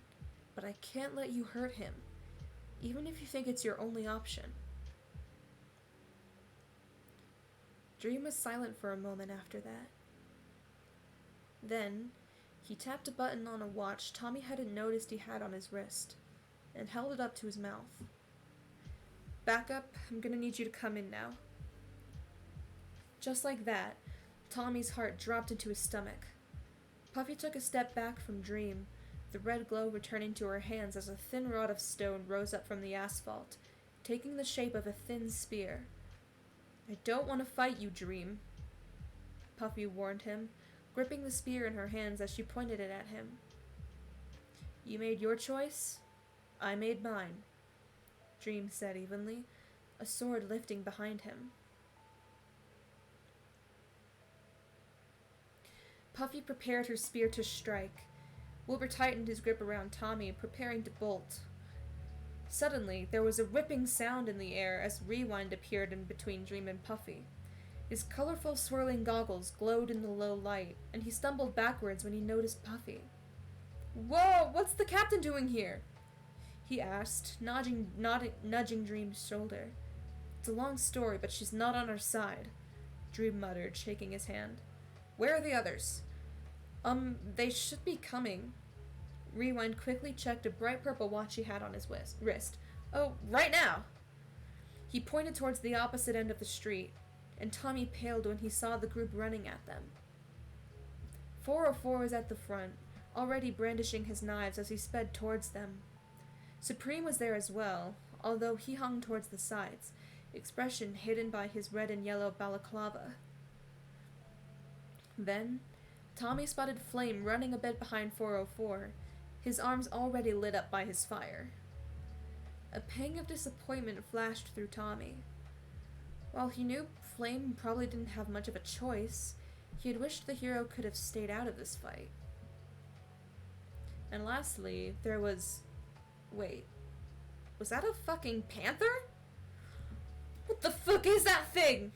Tommy yelped, stumbling backwards as the literal panther slowed to a stop next to Dream. Suddenly, in the blink of an eye, the panther turned into a guy with bleached hair and a cat mask covering his face. Puns? No, it's not puns. The only other cat I could... Is it Antfrost? Tommy gave Wilbur a confused look, and he leaned over to explain. That's Felis. He was a minor hero who retired a few years back. Not sure why he's here, but he can turn into different types of cats. Wilbur explained in a rushed whisper while Phil and Techno readied themselves for a fight. Which, sounds ridiculous on paper, but he can turn into anything between a lion and a house cat in seconds, which is a lot harder to fight than you think it would be. Suddenly, Tommy realized that not only did Dream get another hero to come out of retirement for this, but he had also just had all the heroes waiting as a backup right around the corner. That meant he either had been suspicious of Monarch's meeting from the start, or he had just been preparing to have a huge showdown with the Syndicate the whole time. Fine, Dream. If it's a fight you want, then it's a fight you'll get, Puffy said, drawing Tommy's attention back to the front. And just like that, things fell into chaos. Puffy lunged at Dream with her spear, which he sidestepped easily, blocking her with his sword. A dark knife shot from the air, courtesy of 404, which Phil barely dodged in time as he held his phone to his ear, clearly calling Nikki and Jack for backup. Techno, meanwhile, had already jumped into the action, and was taking on both Felis, who was a panther again, and Flame at the same time. Tommy, we need to go, Wilbur whispered in his ear, grabbing his arm to pull him away. As much as Tommy didn't want to leave the fight, he knew that Wilbur was right.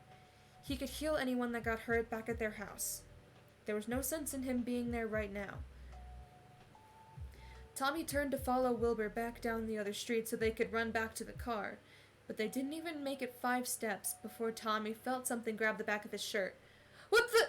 Not so fast!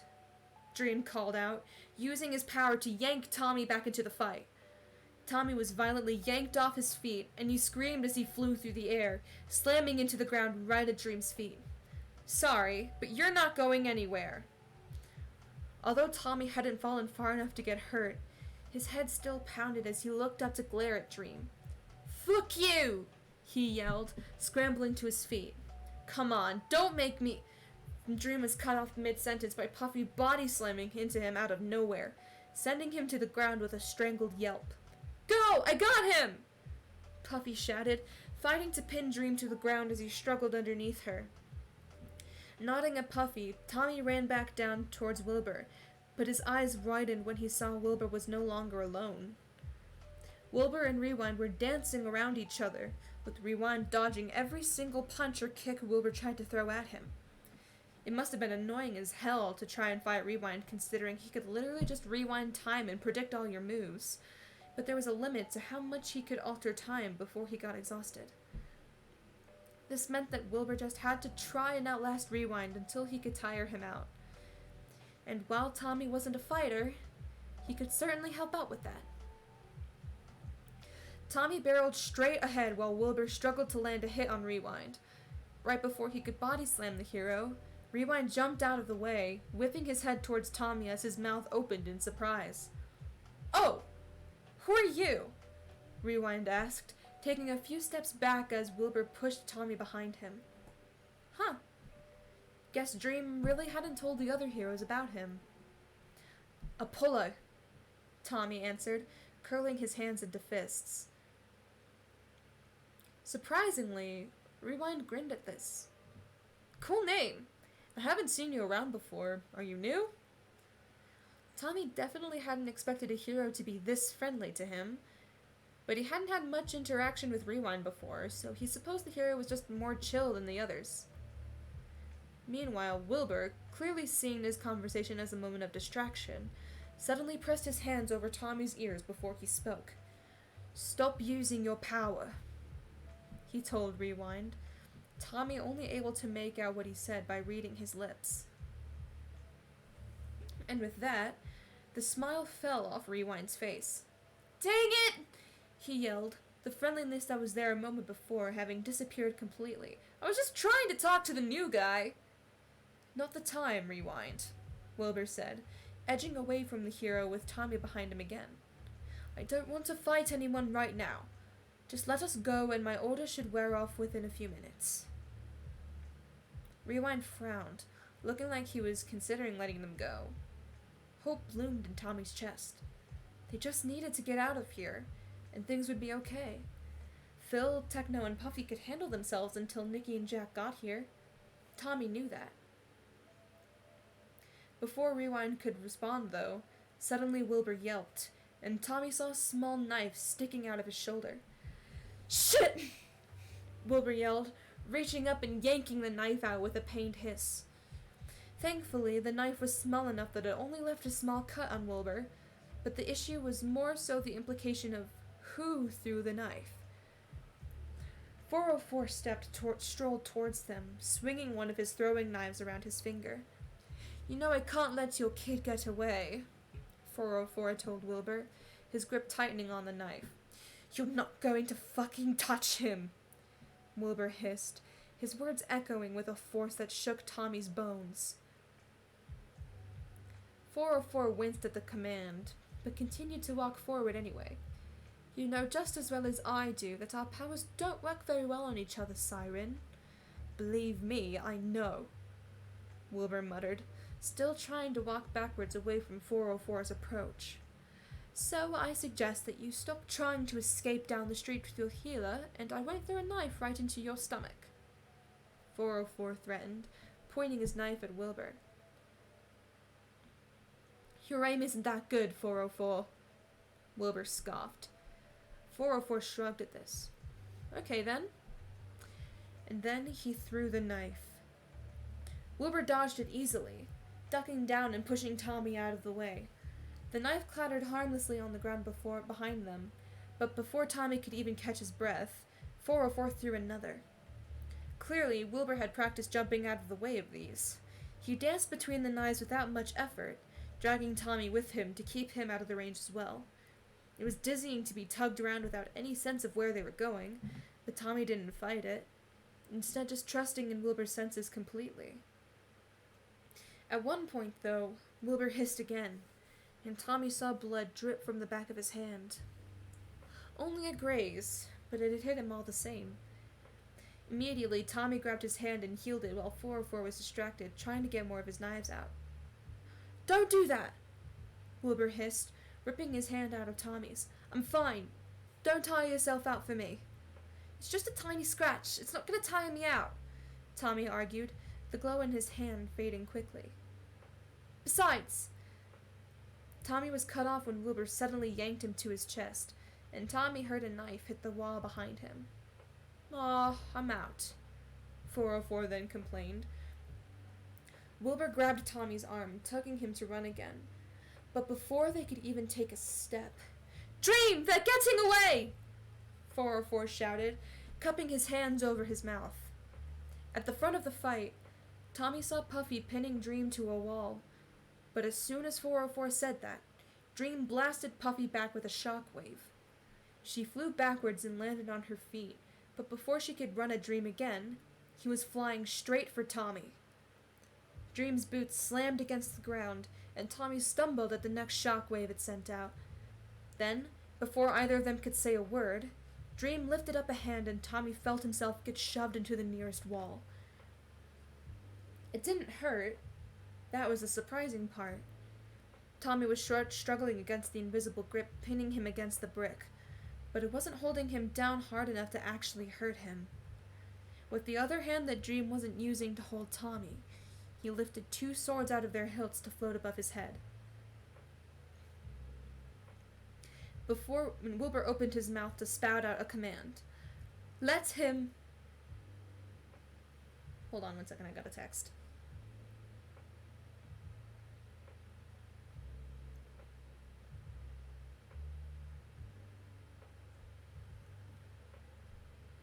Before he could finish his sentence, though, the two swords above Dream's head surged forward. Maybe if Wilbur hadn't already exhausted from dodging 404's knives, he would have been able to dodge. Maybe if Wilbur hadn't been so focused on protecting Tommy, running at him instead of away from Dream, he would have been able to dodge. Maybe if Tommy hadn't come to this fight in the first place, Wilbur would have been able to dodge. But Tommy would never get the answer to those maybes, because Wilbur wasn't able to dodge out of the way of Dream's swords.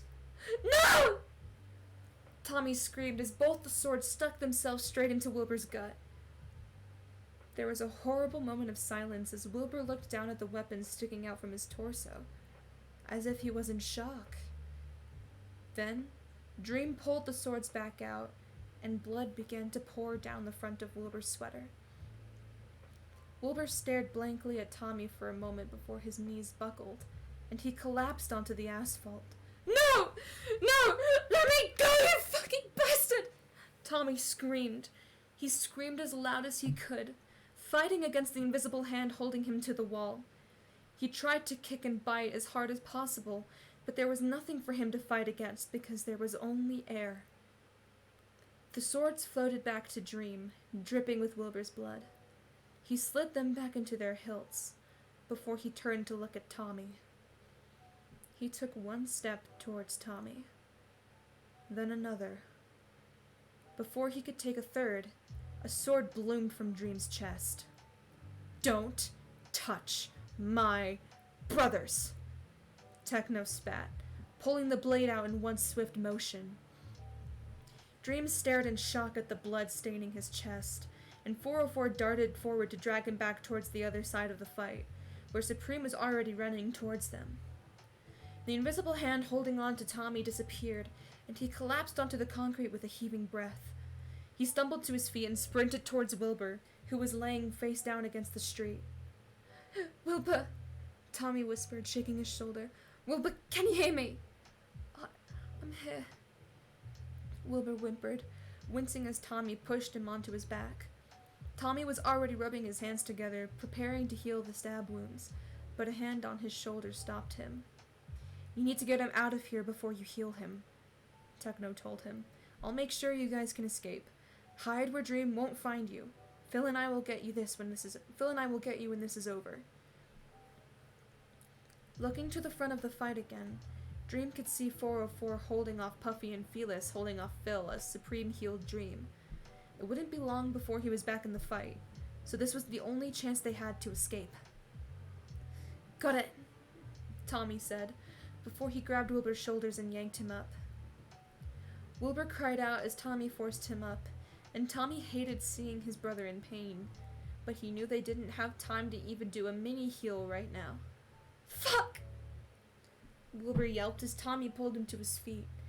He leaned heavily against Tommy's side, and Tommy could feel his blood soaking into his shirt. Before they could finally get out of there, though, there was another shout of, "Wait!" Glancing behind him, Tommy paled when he saw Flames standing in front of Techno. Tommy met Flame's eyes. A beat passed as they stared at each other, with Tommy silently pleading as much as he could with the one hero who had been kind to him before. "Please, if you want to make it up to me, let us go." As if he was able to read his mind, the flames dancing along the hero's arms immediately died out. "I'm not going to stop you," Flame said, holding his hands up in surrender. "Get out of here, now!" That was all the encouragement Tommy needed. With Wilbur practically dropping all his weight onto Tommy, he did his best to run away from the fight, turning down the nearest street and ignoring the screaming in his legs. Wilbur was taller than him, by a lot. Tommy knew this full well and had never considered it much more than an annoyance, but now it was his undoing, because being taller than him meant that Wilbur was also heavier than him, to the point where Tommy was panting for breath before they'd even made it a block away. In the distance, he heard Dream yell, "Where are they?" Knowing he couldn't run anymore, Tommy dragged Wilbur into a nearby alleyway.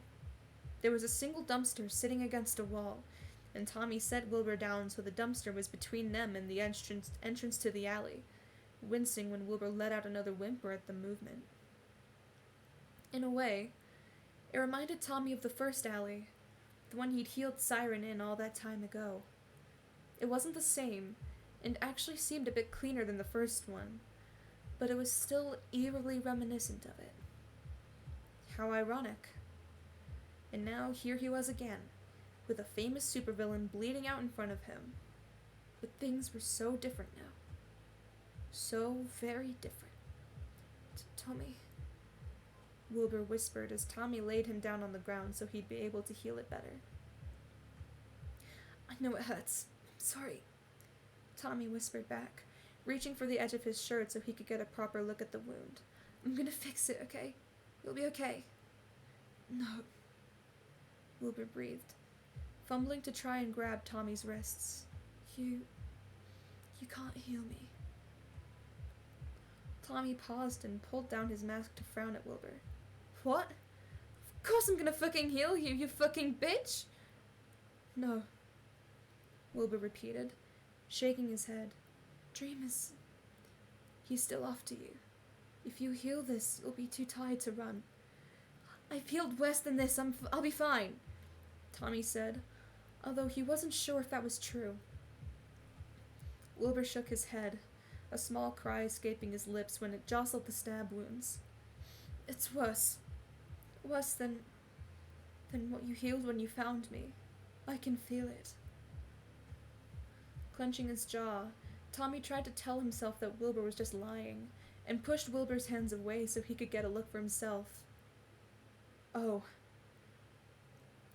The first time Tommy had found Wilbur, the hole in his gut had been ridiculous, but had missed his vital organs. That's why bleeding out was his biggest concern, more so than anything else. This was different. Tommy had done some studying up on anatomy since becoming a healer for the Syndicate, and he could tell that the swords had sliced clean through both his stomach and his liver. Dream's swords were razor sharp, and blood was already starting to soak into Tommy's pants as it pooled out beneath them both. Bile rose in his throat. Wilbur was right. This was worse. Still, it didn't matter. He could heal it. He had to. Tommy put his hands on the wound, but Wilbur made a noise of protest. "Don't," he pleaded, using his free hand to pull up his mask. "Please, don't heal me, Tommy. You can't get captured by him again. It's not worth it." In the distance, Tommy heard something loud crash against a wall, followed by Dream yelling. It was closer than before, which meant he was looking for them. Looking for him. "Don't be fucking stupid. You're going to die if I don't heal you," Tommy exclaimed, his voice cracking as his eyes began to burn. "I don't care if Dream captures me again. I'd rather you be alive."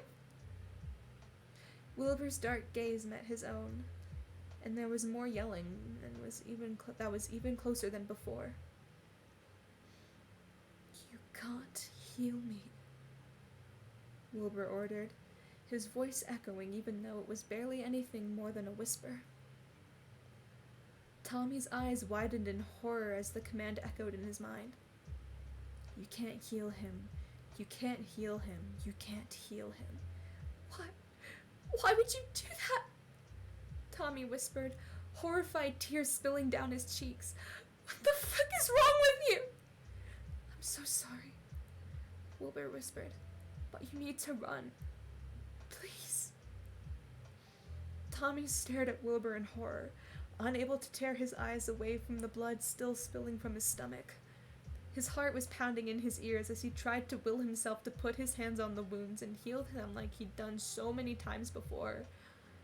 But any time he even thought about lifting his hands, the order would echo in his mind. "You can't heal him. You're a fucking idiot!" Tommy cried out, realizing that Wilbur was going to die and there was nothing he could do about it. "Now I just have to sit here and watch you die!" "No, leave me," Wilbur pleaded, reaching out to squeeze Tommy's hand. But his grip was so weak, Tommy could barely feel it. "I'm not leaving you!" Tommy sobbed, squeezing Wilbur's hand as he tried to think of something, anything he could do. "Undo the order so I can fix this!" Suddenly, there were footsteps right outside the alleyway, and Tommy froze. "Did I hear someone crying?" Dream's voice called out. "Tommy, is that you in there?" Tommy's heart was racing a mile a minute as he listened to the footsteps echo off the alley walls. There was nowhere to run. He was cornered and Wilbur was dying, and Dream was going to find them any fucking second now. So Tommy did the only thing he could do. Wait, the trigger warning wasn't death. Please let Wilbur live, please. There was no trigger warning for death, please. So Tommy did the only thing he could do. He threw himself on top of Wilbur to shield him, and hid his face in his brother's shoulder to muffle his cries. Wilbur then rested a hand on top of Tommy's back, but there was barely any rise and fall to his chest. The footsteps got closer. Tommy squeezed his eyes shut, preparing to feel a hand grip his shoulder and rip him off of Wilbur. And then, there was another voice. "Dream! We're not finished yet!" Puffy shouted from outside the alleyway. The footsteps paused. "Puffy, please, you don't get out of here now!" Puffy ordered. If Tommy didn't know any better, he'd think she had some kind of siren voice herself, because there was only a split second of hesitation before Dream was practically racing out of the alley. Tommy didn't know if Puffy knew he was in there, but she led Dream away all the same. The voices faded as the fight went back towards the cafe, and Tommy nearly sobbed in relief once they were gone. "They're gone now, Will," Tommy told his brother, straightening up so he wasn't laying on top of Wilbur any longer. "I don't think Dream will come back this way, so I can heal you now." There was no response.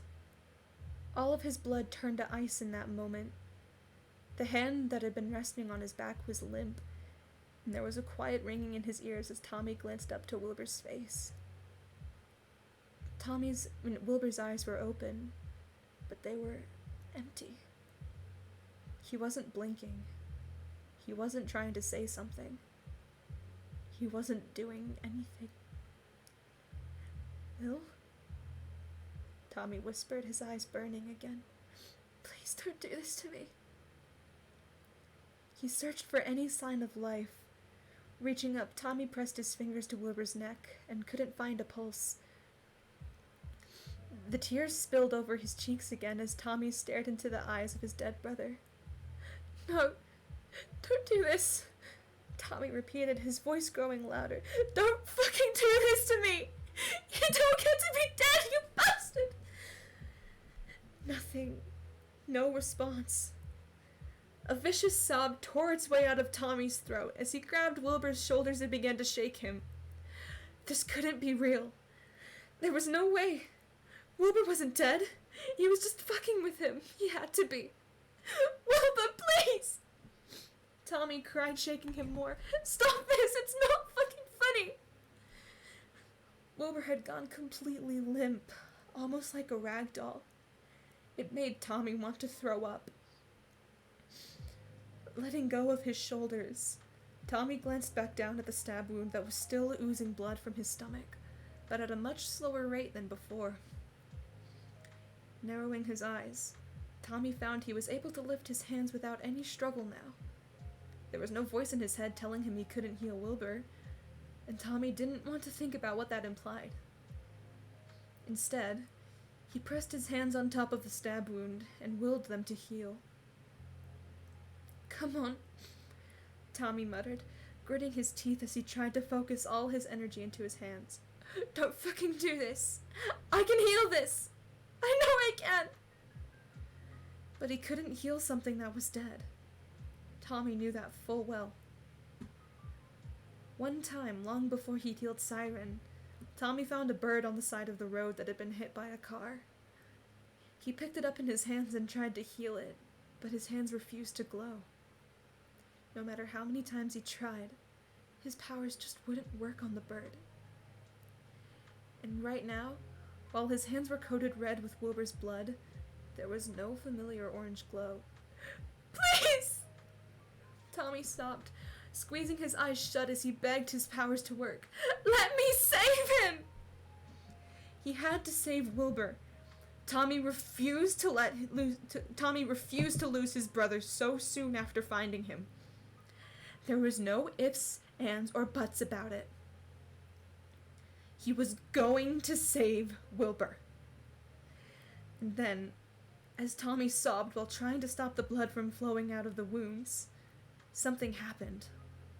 It started with a warmth in his hands, but it wasn't like when he normally healed people. No, this wasn't a pleasant warmth. Instead, it was like he was holding fire in his palms. His eyes flickered open, and he saw the light had returned to his palms, but it was different than the usual orange. This light was as gold as could be.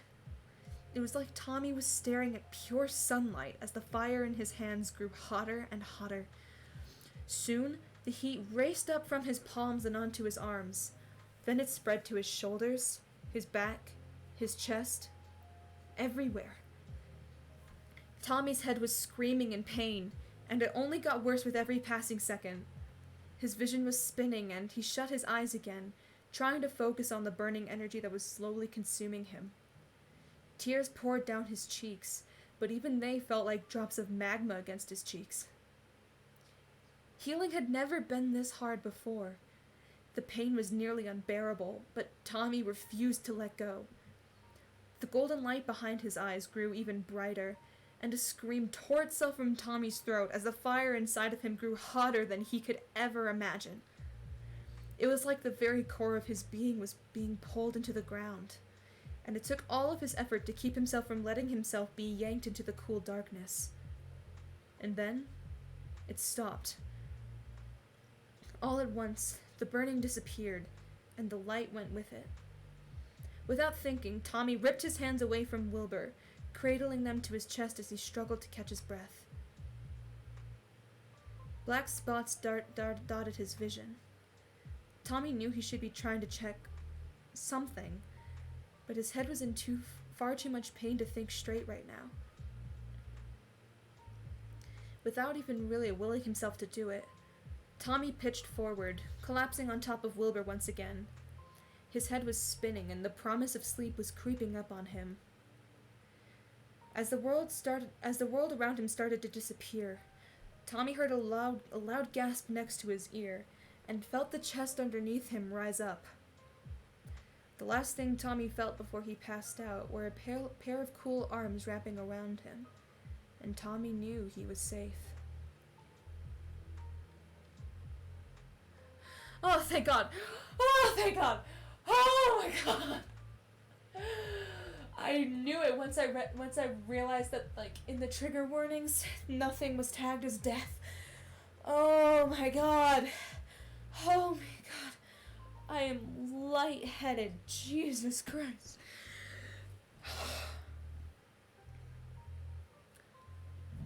Oh my God. I need a moment. I need a second. I need a second. I was like, I teared up. I teared up a bit, I will admit. But I didn't full on sob like I did when I read Passerin.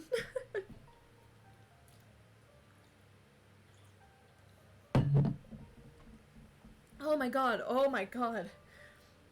I can feel tingling in my right hand. That's something that happens anytime I get, like, really anxious.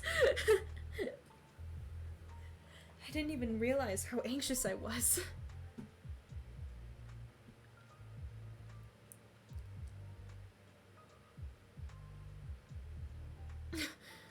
Does seem planned out since chapter 3-ish.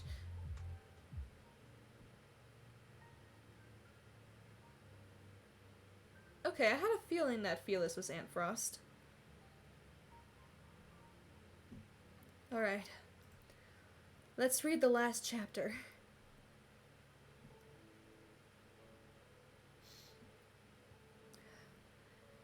Tommy woke up with a pounding head. Oh, wait. Chapter 26. The end is the beginning. Summary. It's finally over. Trigger warnings, mentions of wounds like usual, otherwise we're good to go. Okay. Tommy woke up with a pounding headache. Blinking open, crusted over eyes, he was just able to make out his familiar ceiling, and could feel soft sheets wrapped around his body. Everything ached.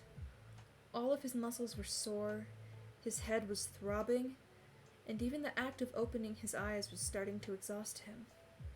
It felt like he'd been run over by a car, but not just once. It felt like he'd gotten run over, and then the car reversed to run over him a second time, and then it drove forward again to hit him a third time as well, just for good measure. Suffice to say, he felt like shit. His mind was groggy as he tried to think back on what had happened. They had been going to meet with Dream, and then 404 had tried to throw knives at them, and then Dream stabbed Wilbur. Oh. Bolting upright in his bed, Tommy hissed as the movement sent a huge spike of pain through his head, and squeezed his eyes shut as he brought his hands up to his temples. Tommy? A familiar voice said. Dad? Tommy mumbled without thinking, keeping his eyes shut. There was a beat of silence, and Tommy could have sworn he heard Phil sniffle. Then, "Hey, Toms?" Suddenly there was a warm hand wrapping around his wrist, and Tommy blinked open his eyes again to see his father. Phil was sitting on the chair next to his bed, much like Tubbo and Rambu had been doing when Tommy had first woken up after being kidnapped. He moved his hand down Tommy's wrist to gently squeeze his hand, and Tommy could see there were dark bags under his eyes. "How are you feeling?" Phil asked, giving him a warm smile despite his eyes glittering like they were full of tears. Tommy opened his mouth to answer, but paused when he remembered what else happened before he passed out. The alley. Trying to keep Wilbur from bleeding out. Trying to shake him awake and begging him not to be dead. The blinding light and the fire racing through his veins, his own screams echoing in his ears. "Where's Wilbur?" Tommy asked, ripping his hand out of Phil's. Is he okay? Did he... I thought that I... He's okay. Phil cut him off, resting a hand on his shoulder. Tommy took a shaky breath as he remembered what it was like to try and shake Wilbur awake, only for him to sit there completely limp. I thought I could have sworn he...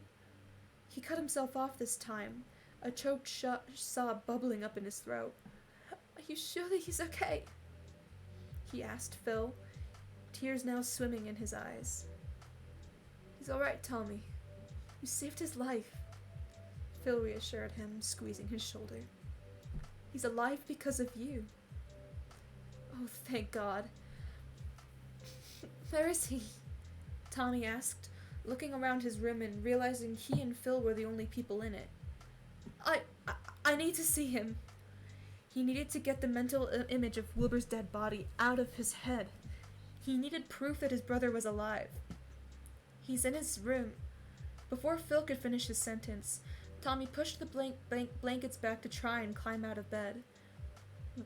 But when he put his feet on the ground, the minute he tried to shift his weight onto his legs, they started shaking so badly he couldn't even find it in him to stand up. Fuck, why am I so weak? Tommy hissed, gritting his teeth as he tried to force his body to cooperate. You really overexerted yourself, Phil told him, standing up and pushing him back down onto the bed. Don't try to get up. Techno can carry you. I don't need... Techno! Phil called out, cutting Tommy off. Can you come here? From the hallway outside his door, Tommy heard another door open. Then there were shuffling footsteps, and Techno appeared in his doorway. As soon as Techno saw Tommy was awake, there was a drop in his shoulders, and something like relief flickered through his face. Good to see you awake, Apollo. Distantly, Tommy remembered Techno snarling at Dream not to touch his brothers. Brothers. Plural. If he wasn't so worried about Wilbur, Tommy would have made some comment about it. But at that moment, he had only one thing on his mind. Everything else could wait. He wants to go see Will, but he can't stand, Phil explained for him. Since Will isn't really up for getting out of bed either, can you carry him? Tommy frowned. I don't need to be carried. You literally just tried to stand and couldn't, Phil reminded him. Trust me, Tommy. You're like carrying a bag of grapes. It's not a big deal, Techno told him as he approached the bed. While Tommy wanted to argue that he was fucking fine and didn't need to be carried like a baby, anxiety was still buzzing in his chest the more he thought about Wilbur. The more he thought, the longer it would take to get proof that Wilbur was okay. So he just had to suck up his embarrassment for the time being and accept the help. Fine, take me to him. Fine, take me to him, Tommy said, reaching his arms up at Techno. Huffing, Techno leaned down and scooped his arms under Tommy's legs and back. There was no grunting or struggle as Techno hoisted Tommy up, and Tommy found himself leaning into Techno's chest as Phil opened the door to his room for them. The constant bouncing with every step Techno took made Tommy's already pounding head spin even more, so he squeezed his eyes shut and hid his face in Techno's chest as they made their way out to the hallway. It was only a few steps across the hall into Wilbur's room. Ignoring the nausea rolling over him, Tommy forced himself to open his eyes when they stepped through the next doorway. Wilbur's room looked exactly the same as it had before they left for the meeting. Messy as hell. But now Tommy could see some blood-stained clothes shoved into the far corner, and some extra bandages sitting on his nightstand. But Tommy barely paid attention to that. Instead, as soon as he met a familiar pair of warm brown eyes, Tommy's heart leapt into his throat. Hey, Toms, Wilbur said softly, giving him a small smile. Wilbur was propped up in his bed, with several puffy pillows supporting his back. He was pale, with deep bags sitting under his eyes. He looked just as bad as Tommy felt, But there was one part of his appearance in particular that caught Tommy's eyes. "Will?" Tommy whispered as Techno set him on the bed, staring at Wilbur's hair. "Why the hell is there white in your hair?" Most of Wilbur's hair was the same chocolate brown as it always had been, but one of the curls that fell right in front of his face was now a stark white, reminiscent of snow. Wilbur huffed out a weak laugh.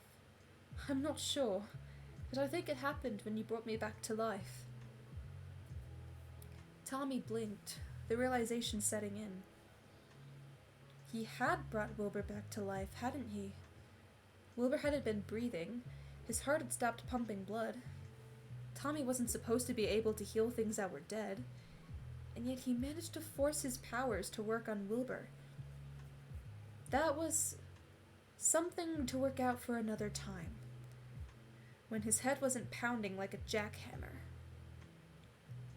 Before Tommy could really try to formulate his thoughts into a response, suddenly Wilbur was leaning forward in the bed and grabbing a strand of Tommy's own hair. "But look," Wilbur said, tugging a bit of Tommy's own curls down his forehead so he could see. "We're matching."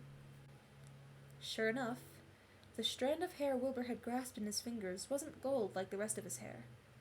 It was pure white, just like Wilbur's. Tommy went cross-eyed, staring at it for a moment, before Wilbur let go and leaned back against his pillows again.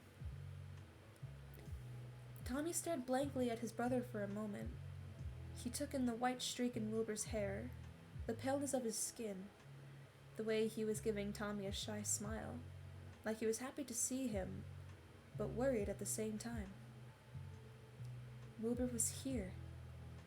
He was sitting right in front of him, looking a bit worse for wear, but breathing all the same. Without thinking, Tommy scooted forward on the bed until he was right next to Wilbur. Then, with trembling hands, he brought up his fingers to Wilbur's throat, right where his pulse was. There, underneath his skin, his pulse was thudding in a steady thump, thump, thump. Not like before. The pulse was real. It was there. Smile fading, Wilbur brought a hand up to cover the hand Tommy had on his neck. "I'm alive," he whispered, squeezing his hand lightly. "I'm not going anywhere. I promise." And that was the straw that broke the camel's back. A sob tore out of his throat and Tommy lunged for his brother, wrapping his arms around him and burying his face in his warm shoulder. Wilbur immediately tugged him close, and although Tommy knew Phil and Techno were still in the room watching all this go down, he couldn't bring it in himself to care.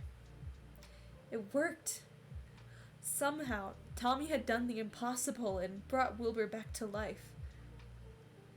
Wilbur's arms were tight around his shoulders, and Tommy sobbed as a million emotions flooded through his mind. His fear, his pain, his grief, his relief, his anger. There was so much washing over him at once. Tommy could hear Wilbur's siren voice in his head again, the soft echo of his command to not let Tommy heal him. Suddenly, overcome with hot rage, Tommy pulled back from the hug, facing Wilbur with tear-streaked cheeks. "Are you—" Before Wilbur could finish that sentence,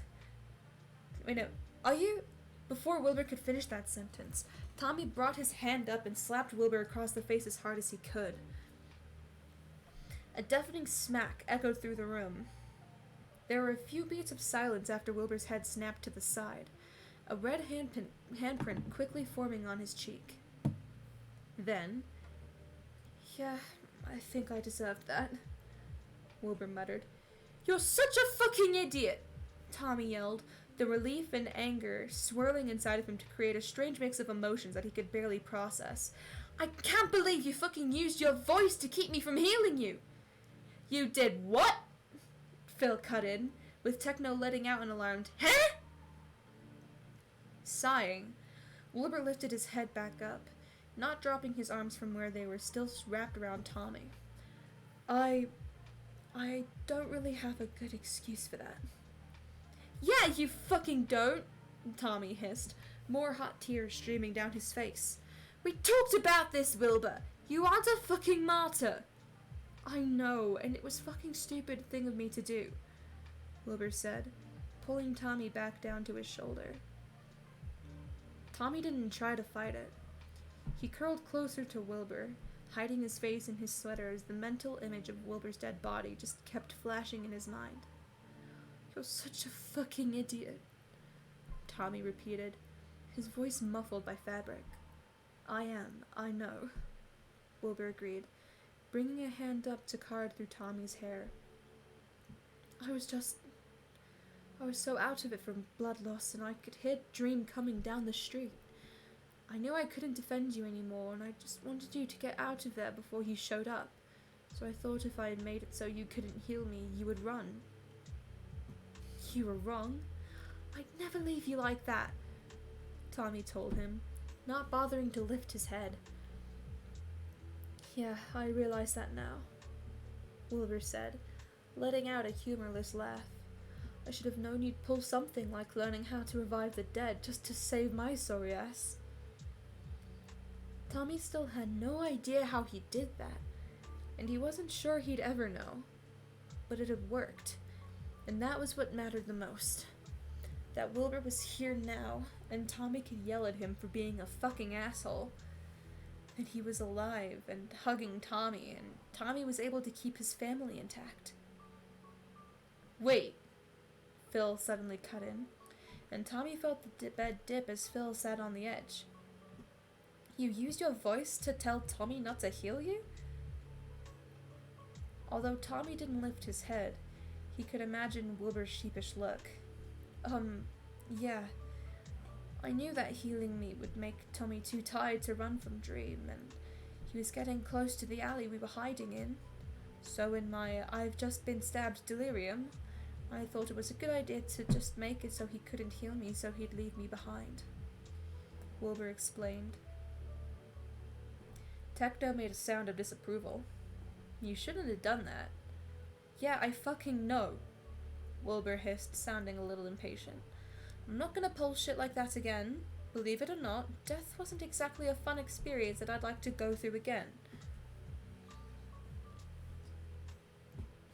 Frowning, Tommy lifted his head from Wilbur's shoulder just the tiniest bit so he could see his face. "Wait, you remember it?" The annoyance faded from Wilbur's face as Tommy's soft question, and he nodded as his eyes glazed over. "It's fuzzy, but I remember there was a train station, and I was so fucking lonely down there, standing on an empty platform, waiting for a train I knew would never come." Sounds more like a limbo than the afterlife," Techno commented.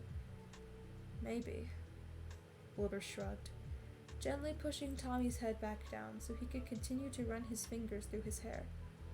"All I know is that, eventually, a train stopped and Tommy was on it." "I was?" Tommy frowned, not having experienced anything like that.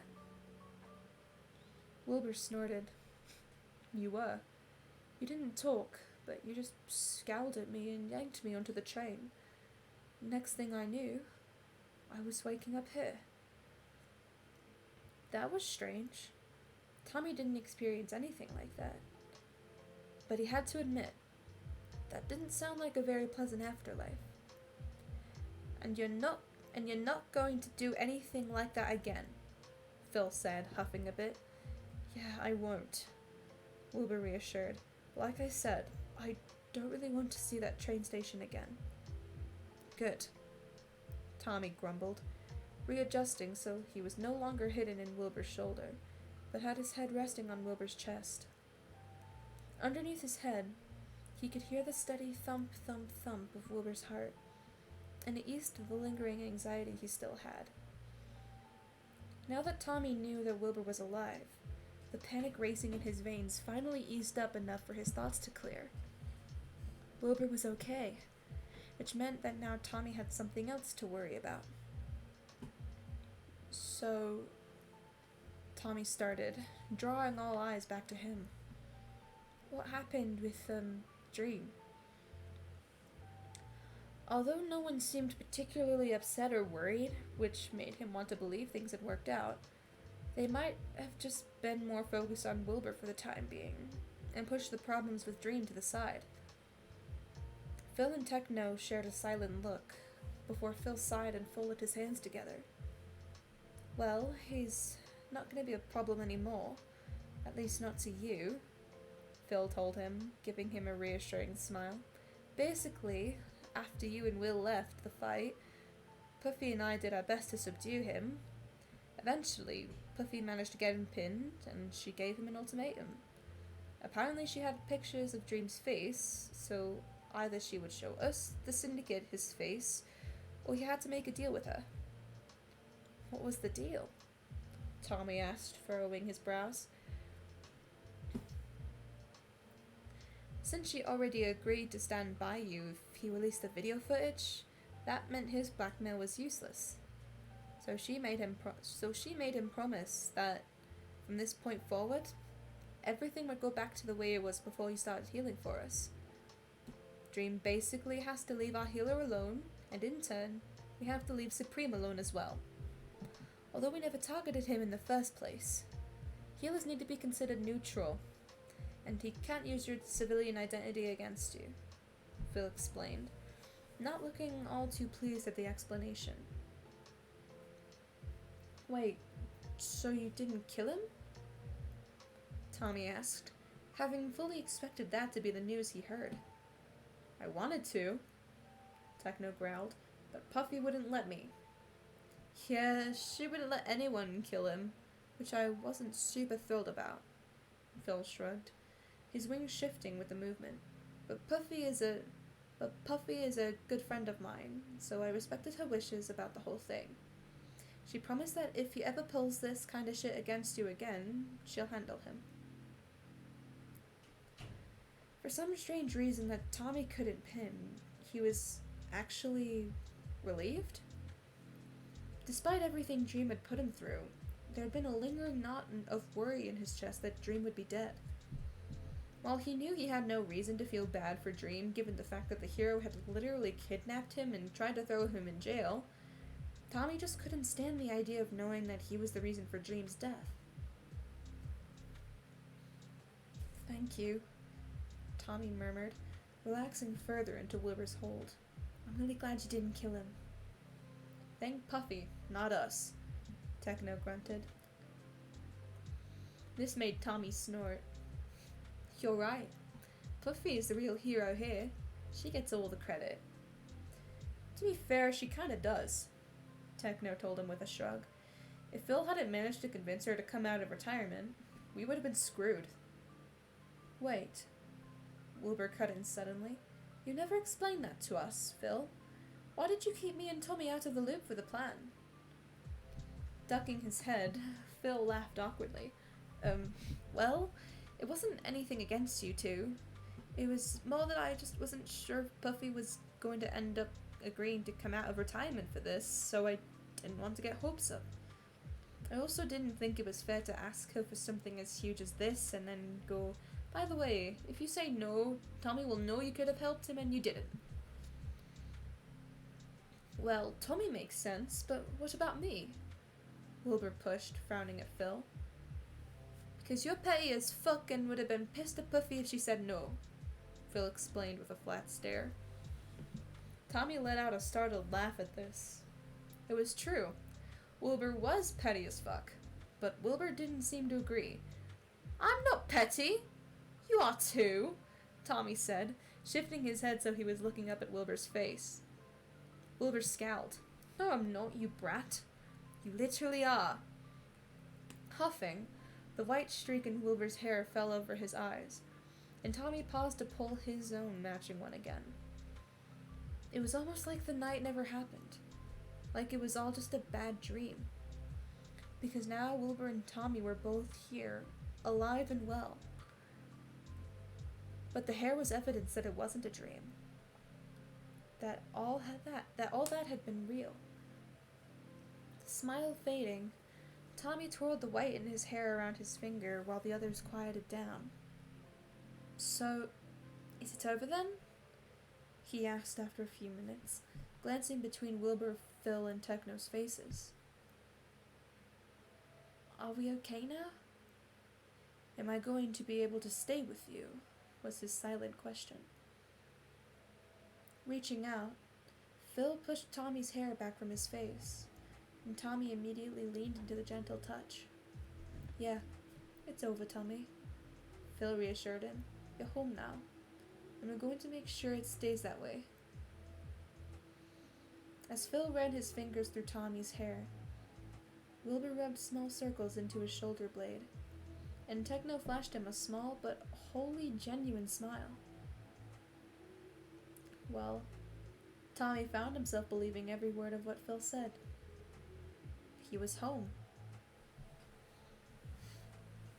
Holy shit, this place is awesome! Walking through Tubbo and Rambu's new apartment, Tommy gaped at how big the place was, and how much nicer it smelled compared to their last apartment. I know, right?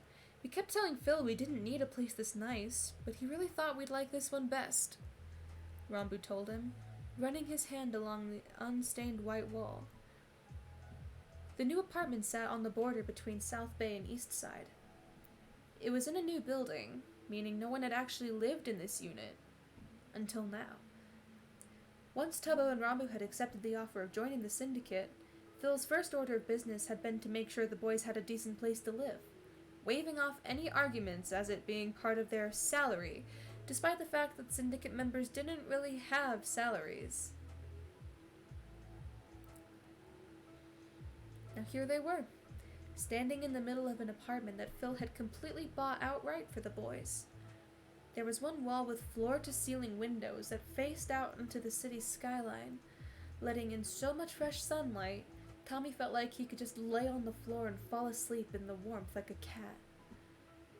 Everything in the apartment was new, save for the few things the boys had wanted to keep from their old place. Amidst the plush furniture and shining countertops, Tubbo's old computer was shoved into a corner, a mess of wires falling over the hardwood floors and a clump that you couldn't pay Tommy to try and untangle. Rambu's DS was settled on the coffee table, and Tommy's favorite sweatshirt had been tossed over the back of their new couch. It was strange, seeing these little bits of their old home in this shiny new space. It granted a sense of familiarity, but at the same time it felt foreign. Like if Tommy spilled something, some rich person was going to rush out of the closet and yell at him. That didn't mean any of the trio disliked it. Quite the opposite, in fact. Tubbo had already made himself comfortable on the couch, while Rambu was digging through the fridge to see what kind of food Techno had stocked it up with. It's all potatoes, Rambu announced after a few minutes of searching, closing the fridge door with a sigh. You've gotta be fucking kidding me, Tommy scoffed, rushing over to take a look for himself. Cold air blasted Tommy as he swung the fridge door open. Sure enough, while there were a few essentials like eggs and milk, most of the shelves were lined with microwavable meals of mashed potatoes or potato pancakes. God damn it, Techno, Tommy huffed, slamming the door shut again. It's fine. We'll just go grocery shopping to get some other stuff, Rambu said, not seeming all that annoyed about the copious amount of starch in their fridge. It's so weird to remember we can just do that now, Tubbo chimed in, sitting upright on the couch so he could look at Tommy and Rambu. Like, it's still taking a bit to sink in that we don't have to budget so hard for food anymore. That was another one of Phil's conditions for the two boys to join the syndicate.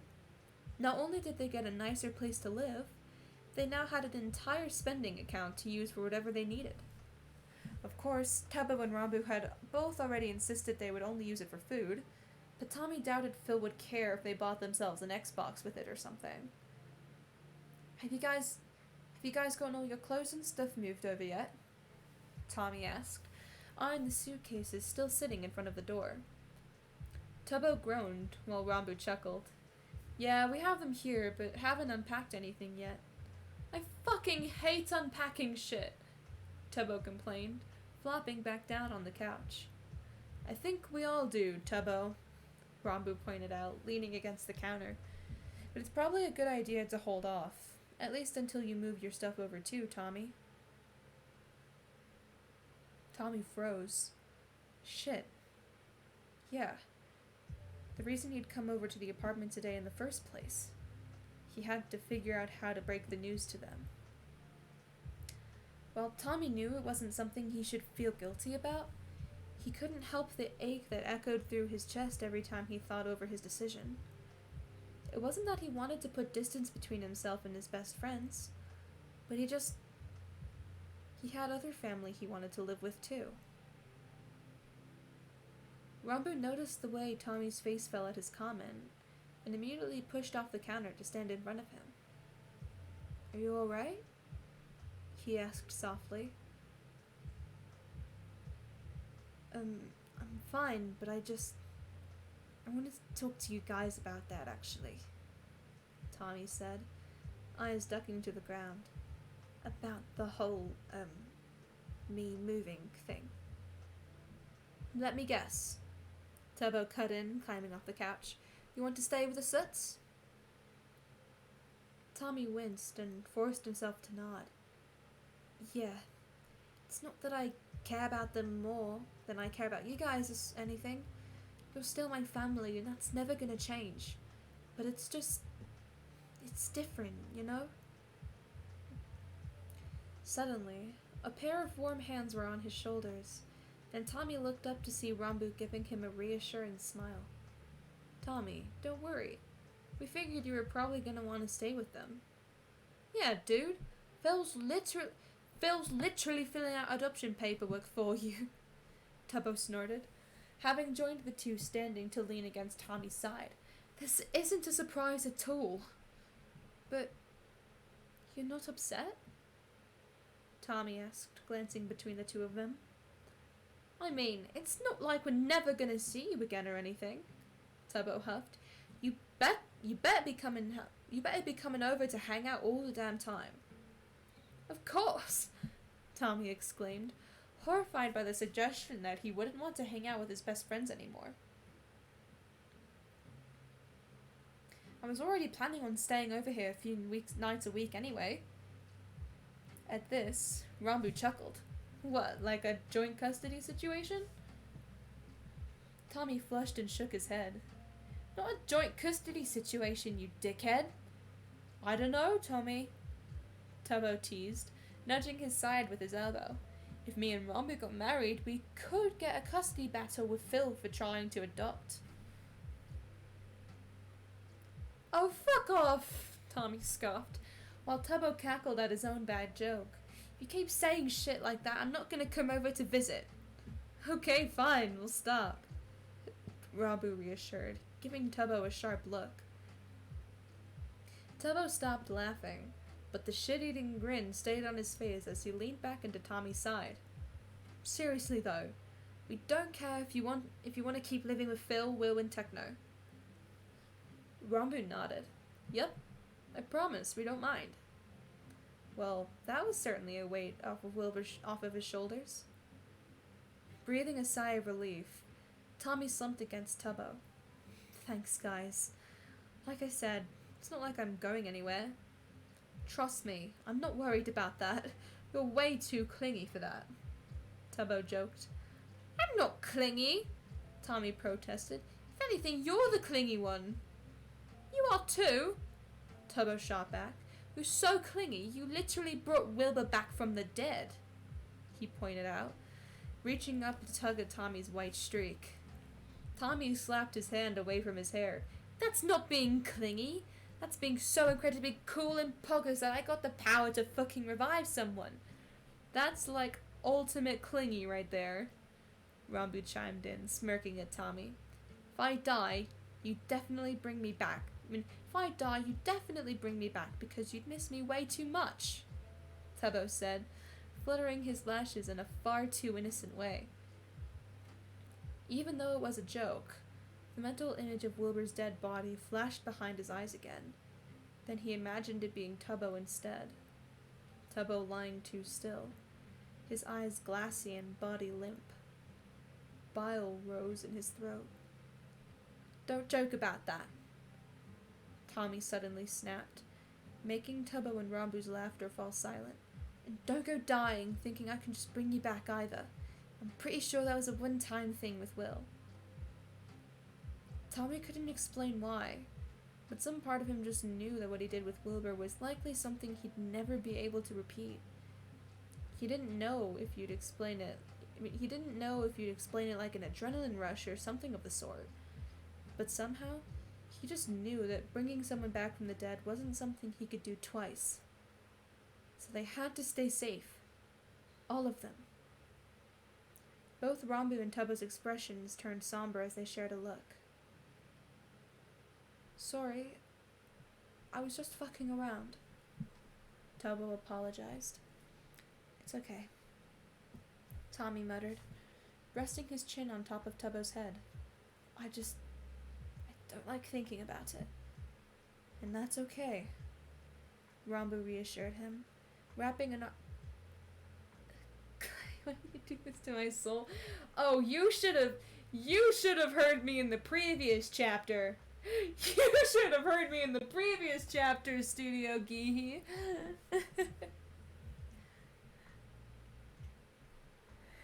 Oh my lord. I normally get lightheaded a little bit after doing streams like this because of staring at a screen for so long and getting so invested in the characters and like acting and stuff.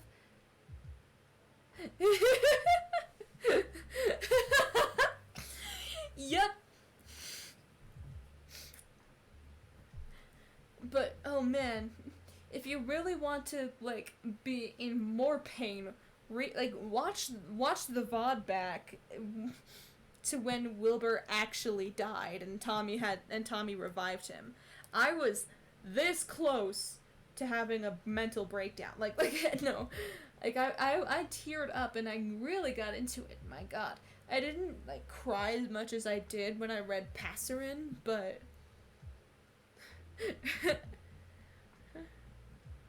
where was I? "And that's okay," Rambu reassured him, wrapping an arm around Tommy's shoulder so the three of them were in a group hug. "You don't have to talk about it." Leaning further against his friends, Tommy sighed. "Thanks, guys." Tommy would never be grateful enough for getting best friends as great as Tubbo and Rambu. What is this? Wait. G2M transition. Cell commitment to build the mitotic machinery requires that during/by the end of G2 that the cell has fully replicated and repaired DNA. What? Cyclin A and Cyclin B proteins are synthesized. Oh, he's reading a book. Tommy stared at the notes on his page, the text blurring the more he tried to comprehend what the hell he'd actually written down. They were going over the stages of mitosis, and his head was already pounding from all the terms he knew he was going to have to memorize. On the one hand, Tommy really liked the idea of becoming a doctor considering, well, he liked healing people. On the other hand, biology was really fucking complicated. Yeah, I agree with that. Biology, okay, it wasn't complicated, it was just boring. The only parts of my biology unit in high school that I liked was genetics and when we dissected a rat. I was in a car accident that day, and I in my post-crash delirium said I could use the rat's intestines as a bracelet or a necklace or something like that. You didn't need to know that. Why did I say that?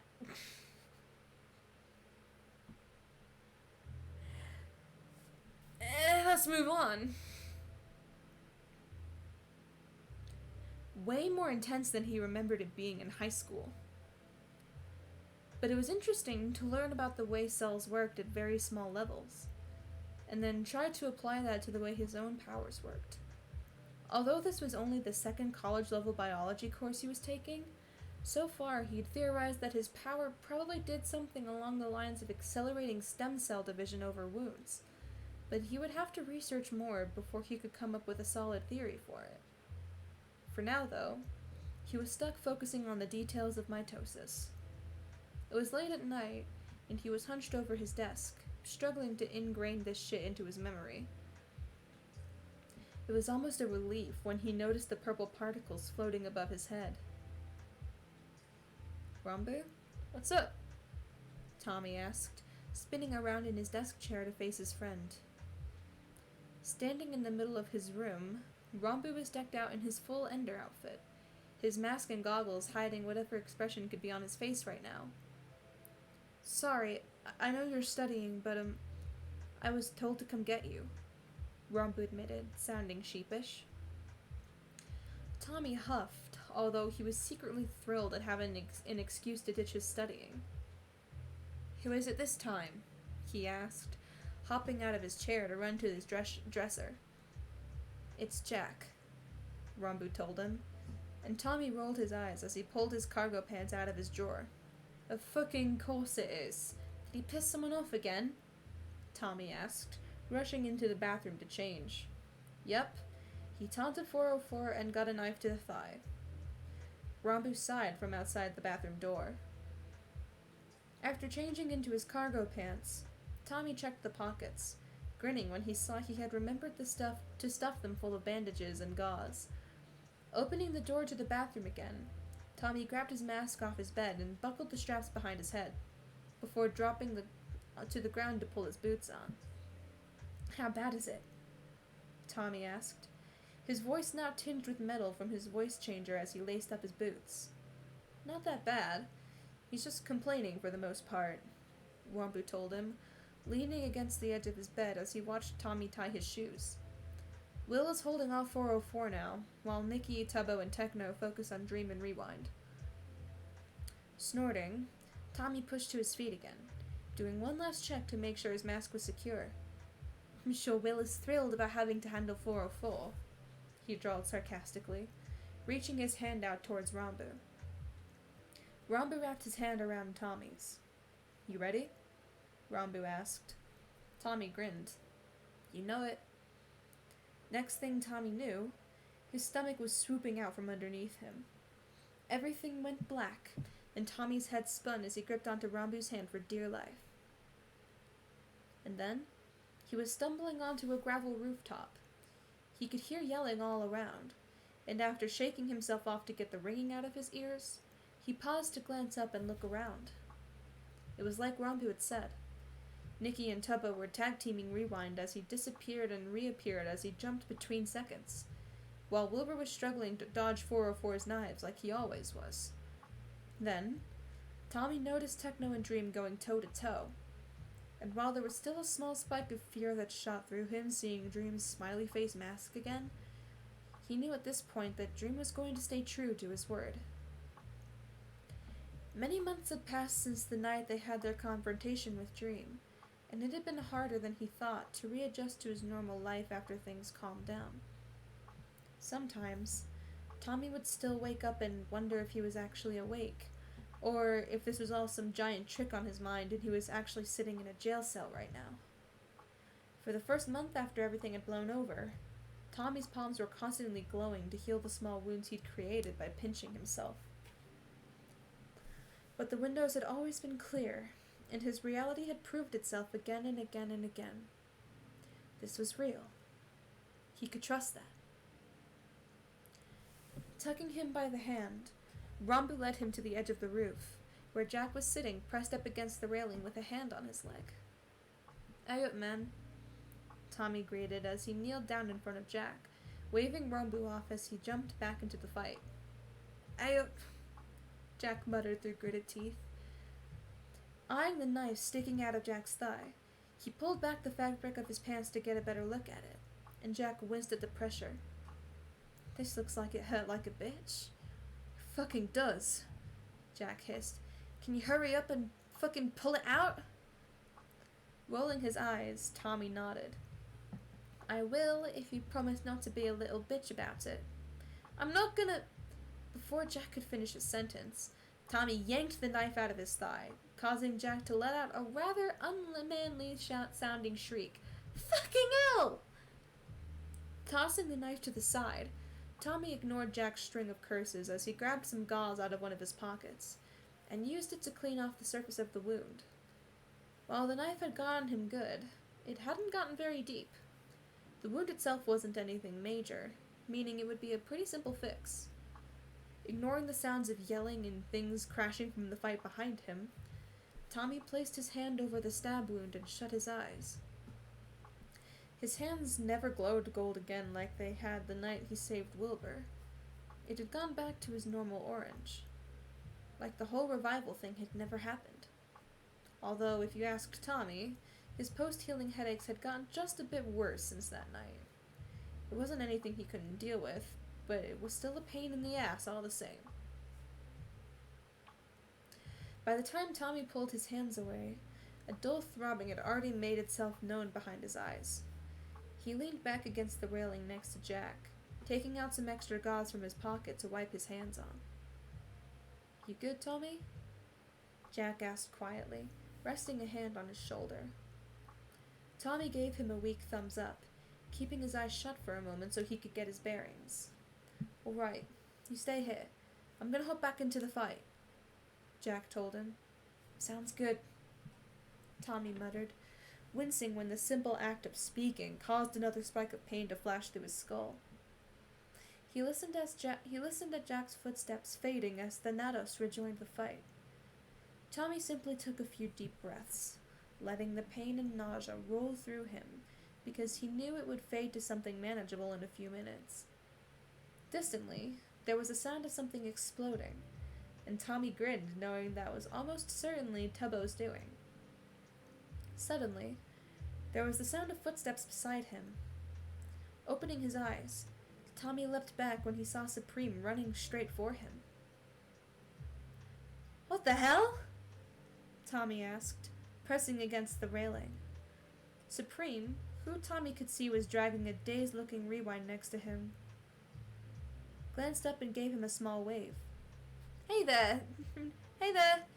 Don't mind if I, use this spot to heal him, do you?"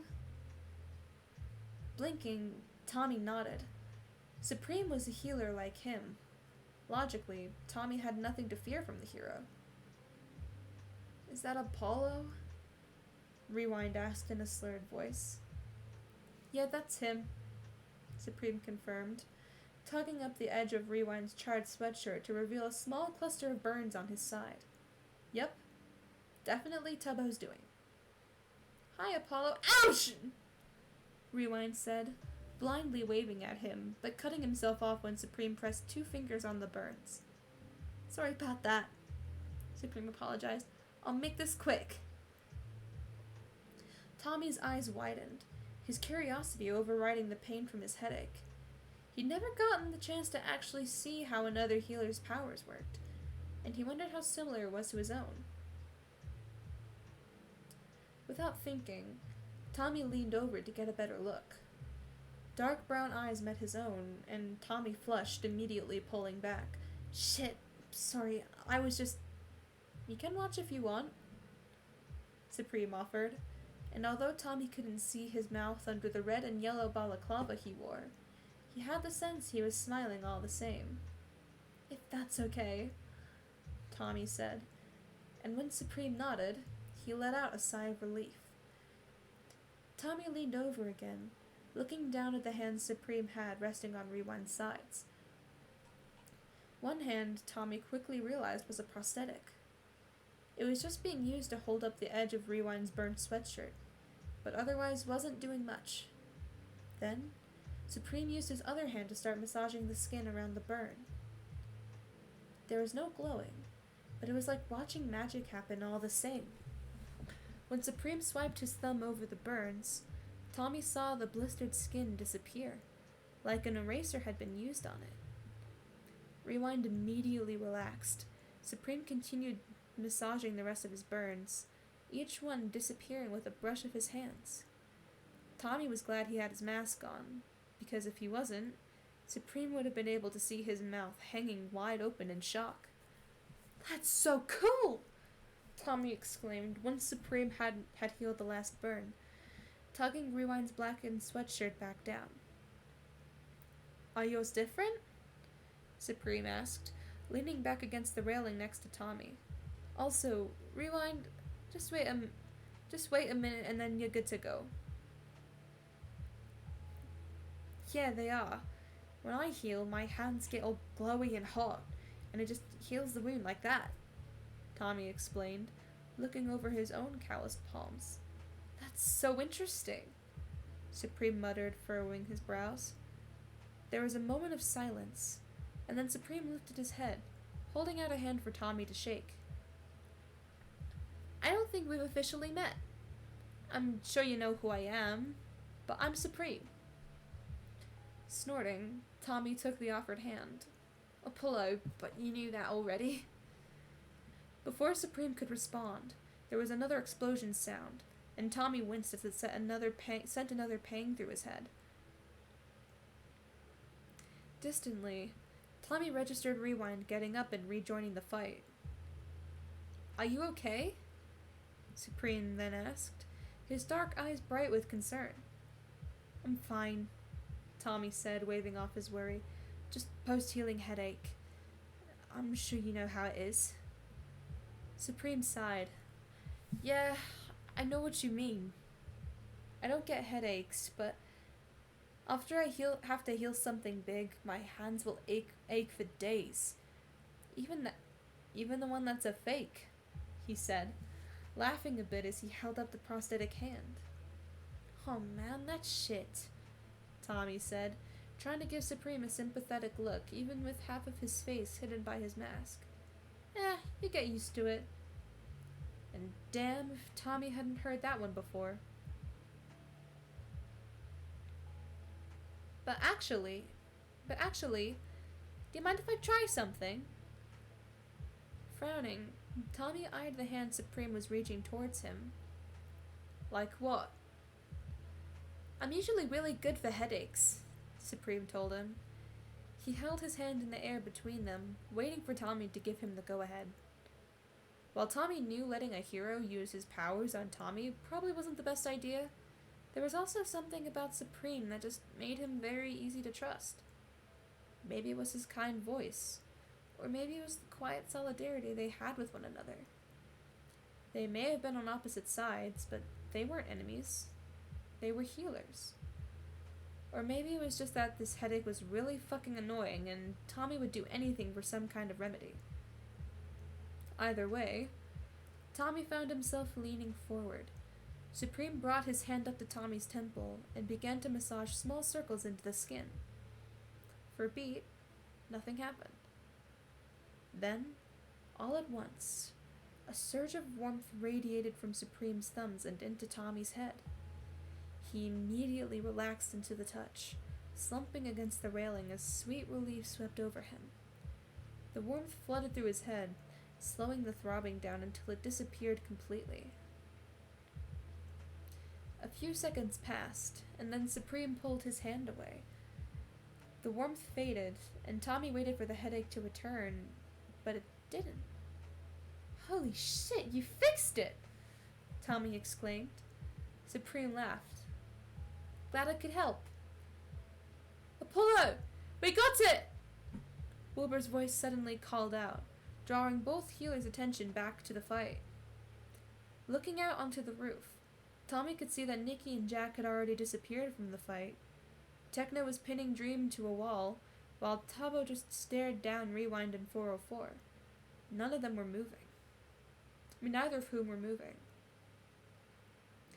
And Wilbur, in all his dramatic glory, was holding up the prize of the evening. Some kind of strange technology Sam had built for the heroes a while back that he wanted the Syndicate to use. Tommy had no idea what it did, and he really didn't care to know. But it seemed like that was the signal to get going. "It was nice meeting you," Tommy told Supreme as he jumped to his feet, new energy racing through his veins. "Nice meeting you too, man," Supreme called back, already rushing back to his own side. I'll see you around. See ya, Tommy waved. As soon as he was back by Wilbur, his brother wrapped an arm around his shoulders and pulled him close. Then, Techno shoved Dream to the ground and hurried back over with Tubbo and Rambu. Although Dream was yelling something in protest, as soon as Rambu reached the group, they all joined hands. Then, the roof disappeared, and Tommy knew they were safe for the night.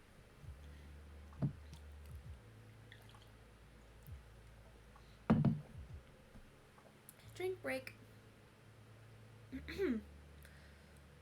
So, what does this thing do anyway? Tommy asked as he sat on Wilbur's bed, tossing the strange device up and down in his hands. Wilbur, who was propped up against his pillows with his guitar on his lap, shrugged.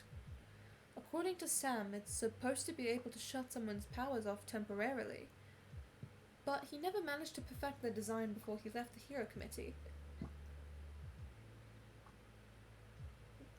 Tommy immediately stopped tossing the device. Holy shit! If the heroes had that kind of tech, it would be disastrous, I know, Wilbur said, his voice solemn, which was why we wanted to get it back before they could figure out how to get it working. Yeah, that was a no-brainer. If the heroes had a way of shutting villains' powers off, they would be dead. All of them. It would be a nightmare scenario.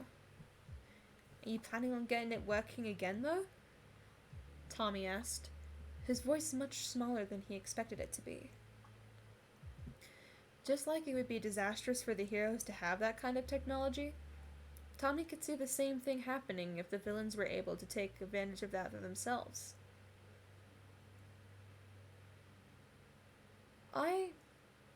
I don't know, Wilbur admitted. I don't think Phil wants to use it, but he wants Sam to work on it again, probably as a just-in-case type of thing. Tommy gulped. Do you believe him? Wilbur shrugged, keeping his eyes on his lap. I'm not sure. On the one hand, Tommy knew he should probably be more worried about the fact that neither of them seemed to be sure of what their father's plan was for this technology. But at the same time, Tommy couldn't bring himself to be all that upset about it. He trusted Phil to know when a dirty trick was too dirty. Setting the device on Wilbur's nightstand, Tommy huffed as he flopped back onto the bed, resting his head next to Wilbur's side. You know, I talked to Supreme tonight. Wilbur, who had gone back to tuning his guitar, raised an eyebrow. You did? Tommy nodded. Yeah. He's a really nice person. Plus, he was actually able to fix my headache after I healed Jack. Seriously? Wilbur questioned. Yup. His powers work differently than mine, which I got to see when he healed Rewind. Tommy told him, grinning at the memory. It's so fucking cool. I'd love to figure out how our powers actually work on, like, a scientific level. Wilbur snorted and reached a hand out to ruffle Tommy's hair. You're such a fucking nerd. Oi! I'm not a nerd! Tommy protested. You're literally studying biology in college. You're the most stereotypical nerd there is. Wilbur teased. Fuck off, dipshit. If anything, you're the nerd, you goddamn theta kid. Tommy huffed, slapping Wilbur's hand away. Wilbur frowned. How did you know I did theta in high school? Snorting, Tommy rolled over so his head was pressed against Wilbur's side. Lucky guess. Rolling his eyes, Wilbur resumed his guitar tuning. A comfortable silence fell between them, Tommy listening to the different strings being plucked as Wilbur tried to test if they sounded right. It was relaxing. A familiar routine they'd developed all the way back when Tommy was first staying at the house. It felt like years ago now, even though it hadn't even been a year since he'd saved Siren's life. So much had changed since then. Everything in Tommy's life was different. All because he took one look at a supervillain bleeding out in an alleyway and decided that no one deserved to die like that. Do you ever think of dyeing it? Wilbur asked out of the blue, snapping Tommy out of his thoughts. Blinking open his eyes, Tommy frowned when he saw Wilbur twirling his finger around the white streak in his own hair. No, Tommy immediately answered. I don't want to get rid of it. Why not? Wilbur asked, letting go of his own white streak and reaching down to grab Tommy's. Isn't it a bad memory for you? Tommy shrugged. I don't think of it like that. Then how do you think of it? Wilbur asked, being as gentle as possible as he tugged Tommy's hair. I think of it as a reminder, Tommy told him, letting his eyes slip shut again. It reminds me that you're alive, but it also reminds me of just my family in general. How close I came to losing you guys, but didn't. There was a moment of silence. Tommy heard Wilbur sniffle. I think you just like that we match, Wilbur teased, although his voice was thick. You want to look like your big brother Wilby. Oh, fuck off, Tommy snorted, pressing himself into Wilbur's side. I don't want to look like you at all, because you're ugly as shit. It was a lie, and both Wilbur and Tommy knew it. Maybe Tommy did like that he and Wilbur had matching white streaks. Maybe it made him feel like they were connected, or that it made them look more like brothers in some strange way. But of course, Tommy wasn't going to admit that out loud. Wilbur already had a big enough ego. He didn't need it to get any bigger.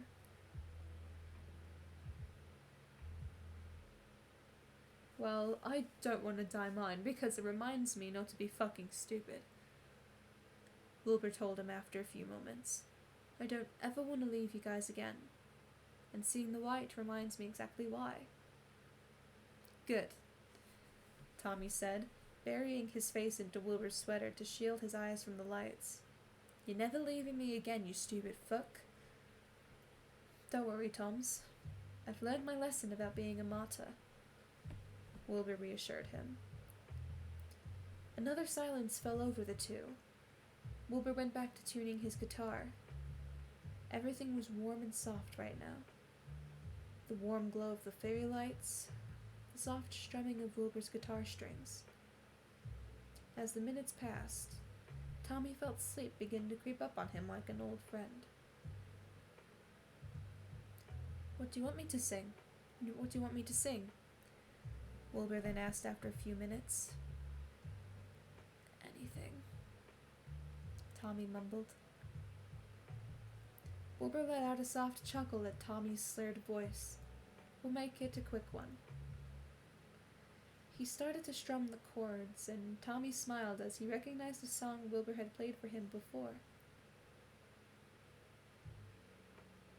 Then Wilbur began to sing. God, if only I knew Wilbur's songs a little bit more, I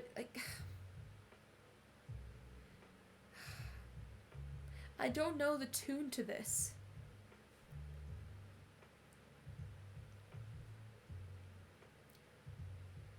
Right before sleep dragged Tommy under, he smiled into his brother's sweater. And then, he was out like a light. God, it feels like I've been reading this story forever, but also not for long at the same time. I think I started reading it like 2 months ago? Yeah, around 2 months ago, I want to say. But it feels like it's been less.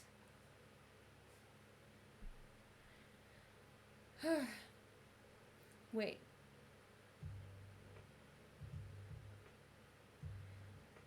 I read this as I've been writing this fic for roughly 6 years, and I was like, no, you weren't. The Dream SMP has not been around for 6 years, but no, I read it wrong. I've been writing fics for roughly 6 years.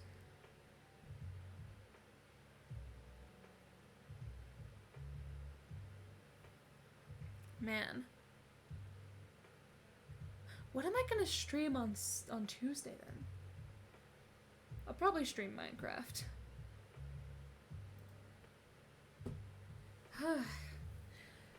Well, that's the end of the story.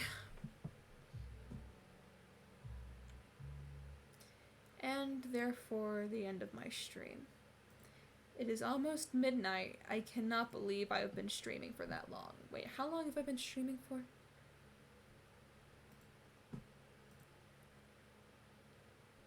Over 3 hours. I mean, it's not the first time I've streamed for 3 hours, but it's still weird, I guess.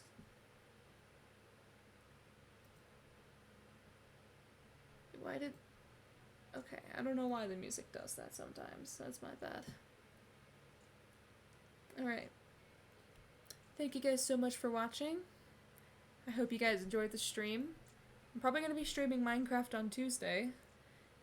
If you're new to the channel and you haven't followed, consider dropping a follow, because I'm reading Percy Jackson at 150 followers. I'm also trying to reach affiliates, so the only thing I need to do is average 3 viewers a stream, or no, average 3 viewers in a month of streaming, I guess is how it works. So yeah.